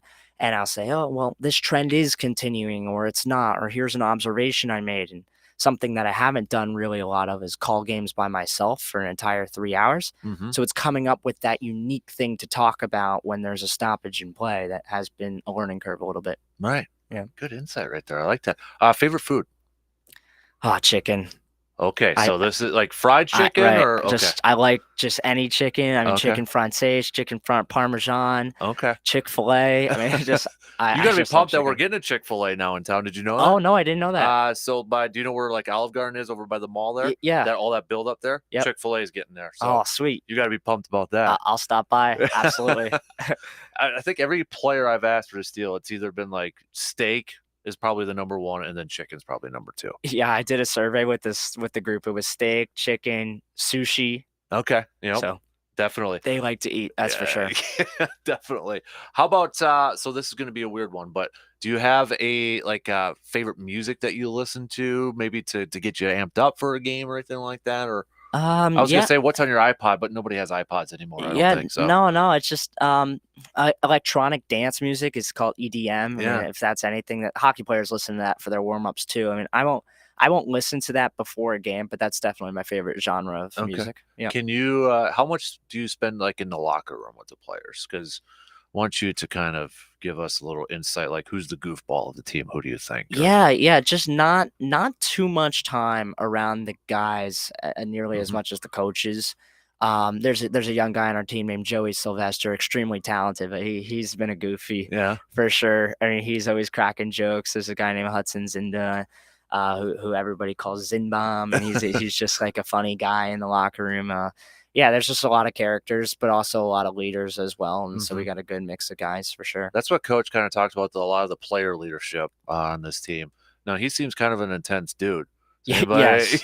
Okay, so. If he's listening right now, I think he would agree with that statement. He is a very intense guy, but it's credit to how much he wants to win. I mean, he has, and his scouts is all over the country as well, helping put together this team, and winning is like the top priority with this organization. I mean, certainly giving our fans a good experience is my sector of the woods, but he is just locked in watching film. It seems like 24/7. Yeah. He just wants to win. So who would you say was your biggest influence in like your sports life, maybe? Yeah, good question. I was always passionate about sports and wanted to pursue a career in it. And then I guess, just my parents, I mean, just allowing me to continue to pursue that path and giving me opportunities like I never would have imagined. And so, and then Penn State obviously really helped me, giving me some awesome opportunities, but my parents always believing in me and looking up for inspirations in hockey. There's a guy on the Kraken now, but he did a lot of national stuff at John Forsland. Hey, Kraken's my team, man. Oh, really? Yeah, I see. So a couple years ago, I haven't been the biggest hockey, but I've kind of like been like adapting it. And I'm like, I have a rule. I can't be a fan of a Minnesota team. I can't be a fan of an Illinois team. Right. So the Kraken came, love their color scheme, right? Amazing. So I've adopted their team as my favorite team. And I went to a game last year. So you went in Seattle? Minnesota when they played the Wild. Yeah. Well, that's cool. Did they win? They went out to, I think it was like a 3-0 lead in the first or something. Oh, wow. And I'm like, oh, do it. But then they like allowed 5 after that. Oh, so they brother. fell. But well, that's cool. I mean, hey, if you're not the biggest hockey guy or whatever. I'm getting there, though. Like little by little. And I think the big thing was going to a game in person completely changed my mindset. Like that's what it did for me, too. Right. It was like, kid. I went to it, I'm like, dang, this is actually really cool. This is really fun. Yep. And I've always like watched playoff hockey. Everybody watches playoff hockey when it's on and that. But going to a game and it was like just a different atmosphere, and it got me hooked. It really did. It is. It's in person. I think football is amazing live too, but hockey in person is electric. Yeah. And when you couple it with a great atmosphere, it's just like a blast. And so I think that we are trying to take a slice of that atmosphere in the NHL, and we were trying to put it in Chippewa Falls with this team. And we're trying to get there, and the fans have been much more receptive, and we've been saying, well, let's rally the Chippewa Valley. We've been saying, get everybody out there and create this atmosphere, because then it just feeds a constant cycle of excitement. Yeah, it's one of those where it's always like constant action, but it's kind of like a relaxing environment. But once that goal hits, it's electric. Right. It's that wave of emotion. Like it just hits you right away. Yeah, it's super, and fans get on their feet, and it's like that home run basically, right? It's really cool. Definitely. So games this weekend at Chippewa. Now, today is, I'm just double checking it. So today's is the last day for your merch too, online merch availability on your Twitter. I was looking at there a little bit too. We mentioned it last week a little bit, but for online orders, today's your last day. That's right. We have a really special online opportunity where your fans can purchase merchandise directly on our website or social media. Just click the link. It's just the last day. It's a limited time thing. So if you want to get your last Chippewa Steel merchandise in, definitely put in your order. But really high quality brands here, Under Armour, CCM, and definitely an opportunity for the Steel as well as, just other people to enjoy the Steel merchandise. Got the timer on there, 15 hours and 33 minutes left on there. Get your last orders in. Exactly. Yep. Kyle, you got to come in more. This was awesome. I know I kept you a little longer, but it's all right. That's awesome. So appreciate you stopping by, and let's do this again soon, okay? Yeah, love it, Dan. Thank you so much for having us on. Appreciate it. You got it. All right, we're going to take a quick break, and we'll catch up with RJ Cardinal from the Zone in Madison after these few words.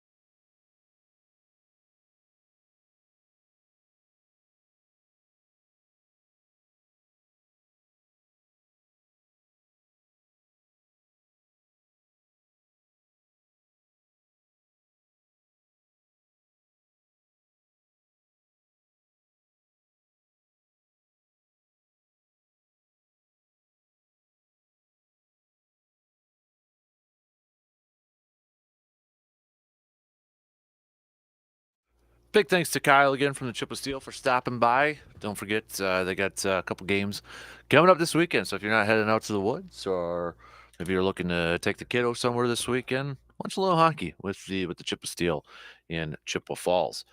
Let's talk some Badgers as we're at the bottom of the hour here with our Badger analyst, Mr. RJ Cardinal, going from one Big Ten person, Kyle, who's from Penn State, to RJ, who's a Badger, Wisconsin Badger there. What up, RJ? How you doing, man?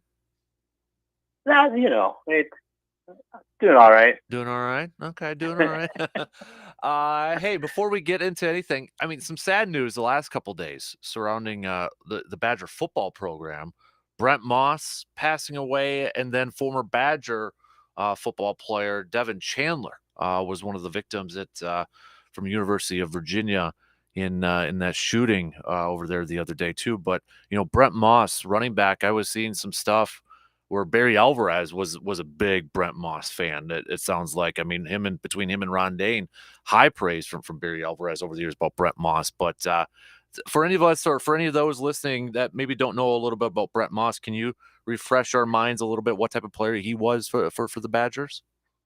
Man, I mean, if you were coming of age in the early '90s and that was your real first interaction with being able to recognize a great football player when you saw it, Brent Moss was that dude. Mm-hmm. He was the first in that long line of 1,000-yard rushers for Wisconsin, and he was one of those guys who changed the attitude and bought into everything that Barry Alvarez was selling here at Wisconsin, and really helped move that culture forward to what we're really seeing, what the Wisconsin program is all about. So he did have his off-field issues, and that kind of sounds like what led to his health issues and ultimately him passing away. But outside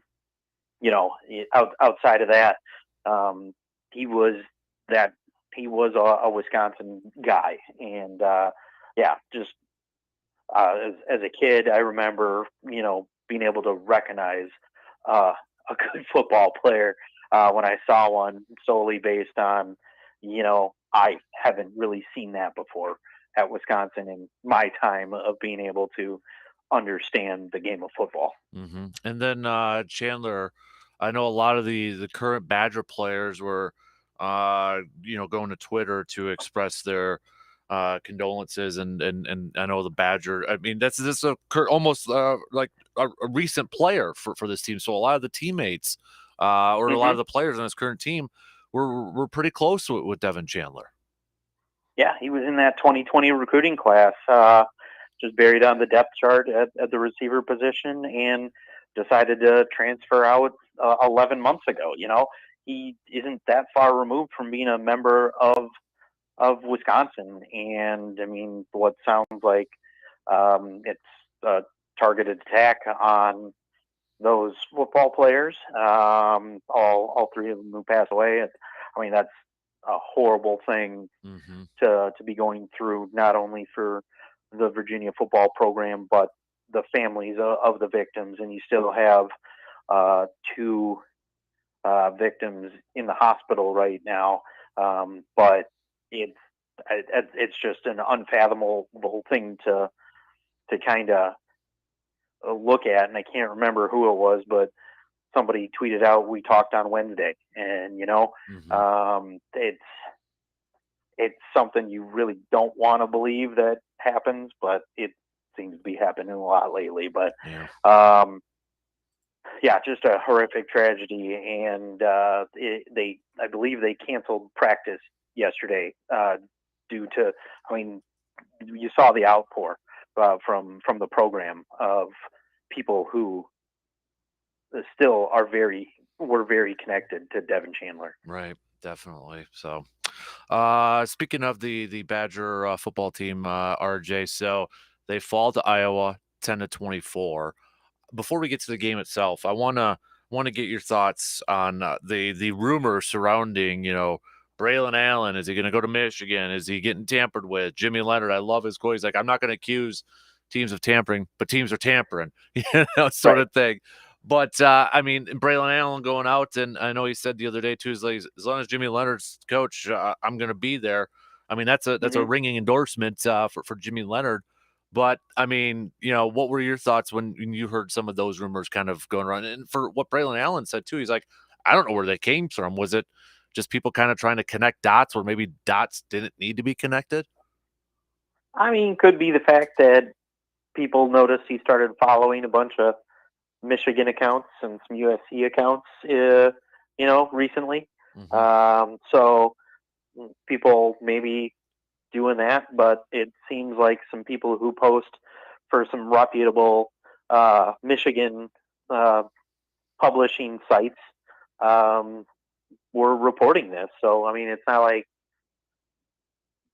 yeah, some people do make that kind of stuff up, but it's one of those, usually where there's smoke, there's fire and that kind of thing. But you have to take Braylon Allen at his word right now. He hasn't talked to anybody from Michigan. He loves his teammates. He went out on Twitter. So we'll see what ends up playing out. But for right now, you kind of have to believe what Braylon Allen's saying in terms of nothing is there. And we'll see if that it comes to fruition or not. And it really sounds like it's kind of dependent on who the next head coach is. Right. And then Jimmy Leonard, when he was talking about it, I'm kind of paraphrasing there, but there's a line there that he kind of said too. He's like, this is the reality we're in right now with the uncertainty, kind of surrounding, coaching staff, that he's got to keep telling his players and all that. Was that almost like a nudge, like, hey, just name me the head coach so we don't have to deal with this anymore? I'm pretty sure like everything he's done since being named the interim head coach has been a nudge to just post the job, wait the 7 days, and name me. Let's go. Let's move forward. If we're not moving forward, we're moving backwards. And we'll see where it goes. But I think anybody who wants to look at the program and say, well, they're not really doing much better than they were under Paul Chryst, you can't have Jim Leonard be your head coach. I mean, the defense is now pretty darn close to fully healthy. They're a top 15 defense. They're holding teams to under 21 points.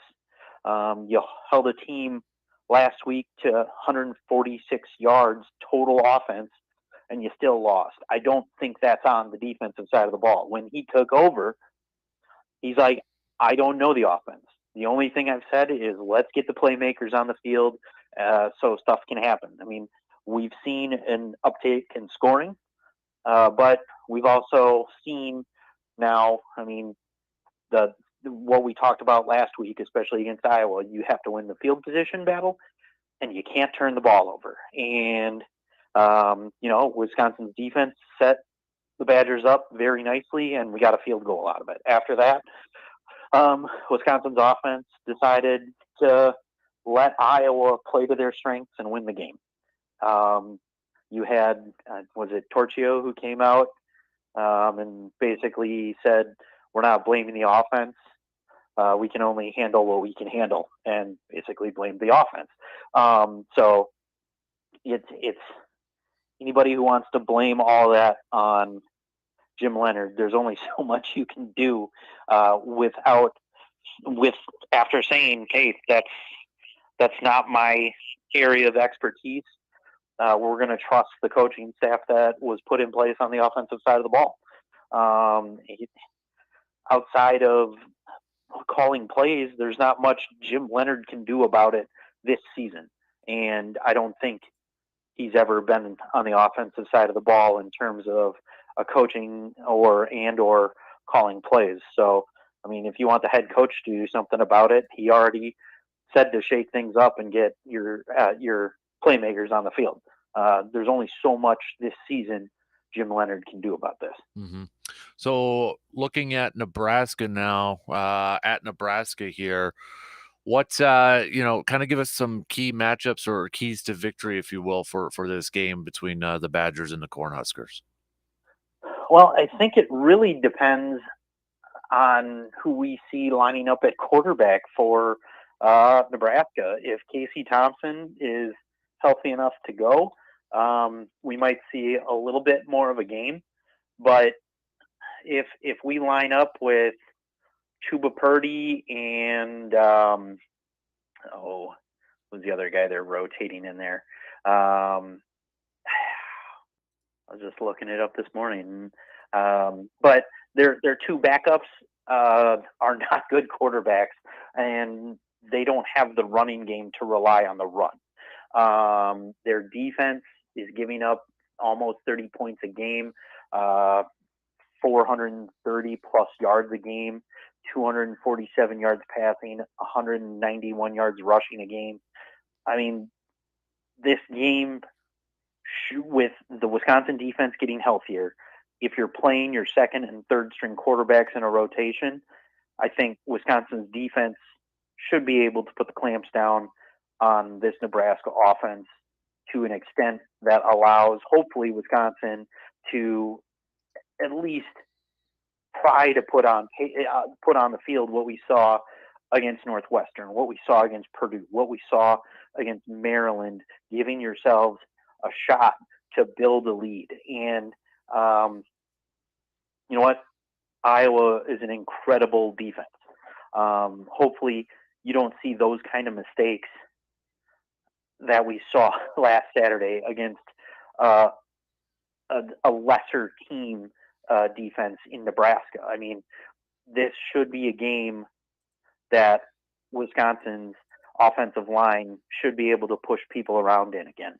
This should be a game where it's going to be 32 degrees. There's going to be, gusts of, I think I saw 25-mile-per-hour winds at times, where you're going to force Nebraska into a game plan that's not necessarily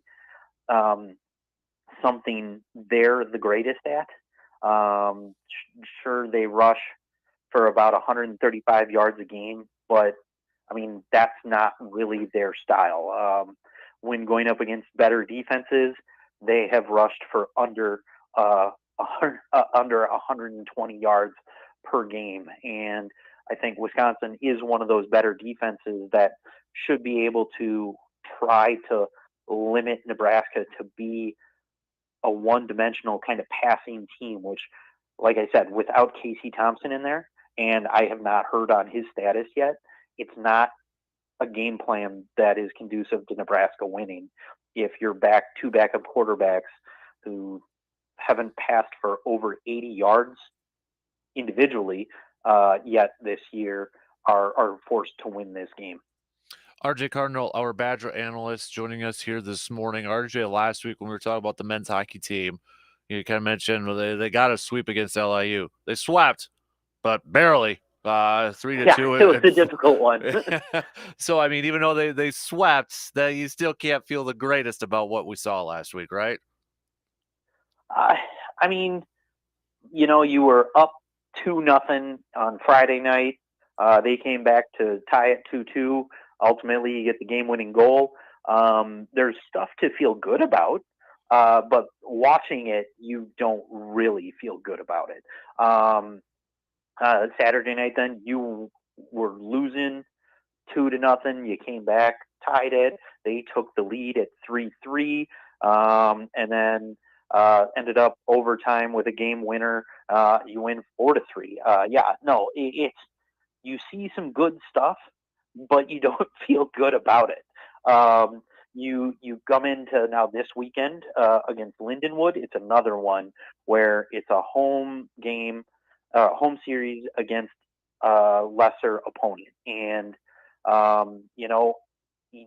it's another one you need a sweep this weekend. We've talked about it. There are troubles on this team, but you get a sweep this weekend. You hopefully are going to be 6-8 at the end of this weekend before you take a break over Thanksgiving and then welcome Michigan into the Kohl Center, which if that's one of those, I don't see how you have a shot at even taking one from Michigan. And then you go into a stretch, at least in terms of your Big Ten games, where you got Michigan, Minnesota. You take a little bit of a break before that quick trip holiday off in Milwaukee, and then you go right up against another little break, and then into a series against Notre Dame. So it'll be an interesting next month and a half here. But you got to get the wins this weekend, or else it could be a pretty downtrodden up until you get to, and I mean, really, you get no break in there. You welcome in the under 18 team from the USHL, the US under 18 team, Ohio State. There's after this series, it's going to be hard to pick Wisconsin to maybe even pick up a point somewhere. Looking at the basketball team, RJ, we saw them in Milwaukee getting a W against Stanford, but seems like everybody was introduced to Connor, and that's everybody's favorite player right now. But he just seems like, he's got the floor burns on his face and everything, and he seems like that Wisconsin guy, like the Zach Showalters or even the Brad Davisons, that typical Wisconsin guy who's diving for balls, the high energy type of player, but a lot of people loving what they saw from Connor in that game. Oh, absolutely. People all of a sudden just, if something unexpected happens, and I know he was top 5 scorer all time in Indiana State history, but still, if you get that gritty work in, you endear yourself to the Wisconsin fan base. But he's also looks like he could be that guy moving forward, and people are pretty excited about that. So yeah, it's a pleasant surprise to see a freshman contributing and helping people at least kind of ease their tensions on this team not being any good this year. They have a game tonight against UW Green Bay, who seems to have somebody transferring it from the program every other day. We'll see how it plays out. They're picked to finish near the bottom of the Horizon League this year, or are they in the Horizon League? Yeah. I think so. Yeah. It should be one of those games that we see the bench get in there and get some minutes to see, how those guys react to some D1 college basketball, much like they did against South Dakota, who's, I think a better quality kind of opponent than UW Green Bay will be. But, it's also a game against a state institution that we've seen be closer than it should be, even with better teams and better personnel than the Badgers have this year. So, hopefully your starters and your main bench rotation can get you out to a big lead, and you can kind of cruise on home to a victory this evening. Tyler Wall, I know it's just 2 games, but he's off to a fantastic start. 17 and 19 points, in each of his games. So, yeah, it's looking like he's going to be your focal point this year at least. So that's good to see, and we'll see, because it's kind of the Wisconsin identity. There'll be people who pop up and carry the team game in, game out, and it'll be interesting to see who some of those key next guys up are going to be in terms of your stat sheet fillers. RJ Cardinal, our Badger analyst. Appreciate the time as always, buddy. Have a fantastic rest of your day, and we'll catch up next week, okay? All right. Sounds good. We will talk to you then. You got it. There you go. There's RJ Cardinal. Always bringing it. Okay, we got to take a quick break. We're running a little behind here, so we'll do that. We'll take a quick break, and we'll wrap things up here. We'll cover some bases and closing statements, all that good stuff after these few words.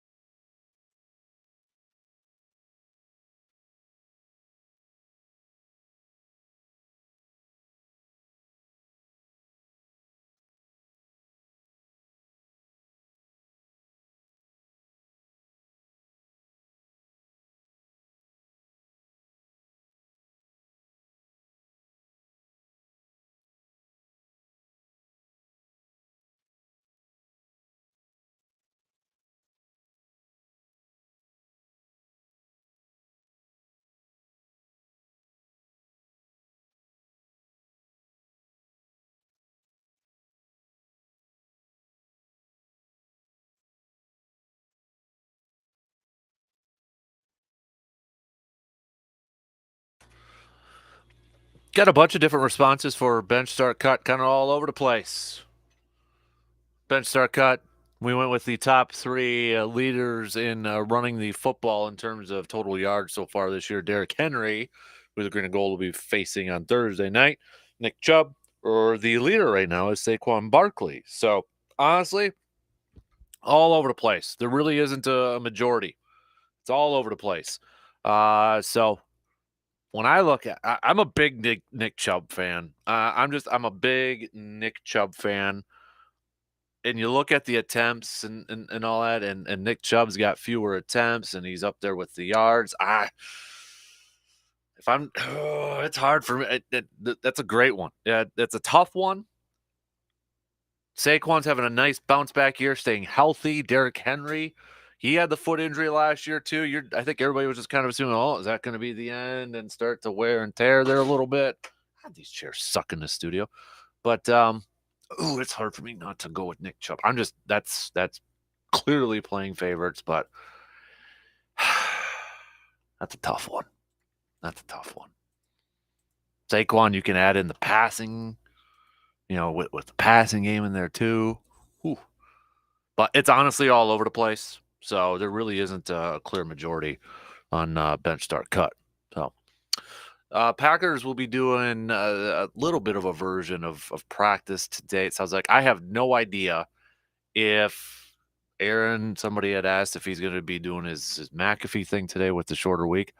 I have no idea, to be honest with you. No idea. So, but again, the Packers did a estimated injury report. They didn't practice yesterday, but if they were, Bakhtiari would have been out. Chris Barnes would have been a full participant, which means he was cleared from concussion protocol. Devondre Campbell would have been a DNP. Romeo Doubs would have been a DNP. Elton Jenkins would have been a did not participate. Aaron Rodgers would have been a did not participate either. So Tennessee's also kind of banged up here a little bit. I think a couple of the big ones to maybe keep an eye on. Bud Dupree, he would have been a did not participate. We've got Caleb Farley, it was a did not participate. And Jeffrey Simmons, with his ankle injury, it was a did not participate. So it'll be interesting. Those are a couple big names to kind of keep an eye on for Tennessee for this weekend. We'll obviously be breaking down more of this game as we get closer and closer to Thursday. That's a big game, though. I mean, now with that victory with Dallas, come on, Philly. You couldn't just win one more game. You couldn't win just one more game, Philly. Help us. How about a little green and gold here? I know Washington would have had the head-to-head and all that, but making things really interesting there. I know the Dan Patrick Show, which you'll be hearing here in a few minutes, their hour 1 poll, kind of looking at it with the NFC. They put out there, which NFC team do you expect to fall out of the playoff picture? And leading the vote is the Giants at 38.8%. So, but you look at the Giants' schedule coming up here. They got the Lions this weekend. Then it's the Cowboys. Then it's the Commanders. Then it's the Eagles. Then it's the Commanders. Then it's the Vikings. Then they got the Colts. And then the Eagles. The second leading team was actually the Cowboys on here on 27%. Then it said, which NFC team do you expect to make the playoffs? Not even close, with 50.4%, the Packers. Second was the Commanders at 26.8%. Now, I don't know how many of these voters are actually kind of like looking at schedules and such. Kind of maybe looking at that because, it's not like Green Bay has a picnic by any means. With Tennessee and Philly and Chicago and the Rams, I know are struggling. The Cooper Kupp thing is going to be something to kind of watch. I know there's still a little unknown, but I know Schefter said a high ankle sprain. But then there's like some saying dodged a bullet, some saying maybe not so much sort of thing. But then you got Miami on Christmas Day. So we'll see. All right, coming up tomorrow, we'll do another showdown.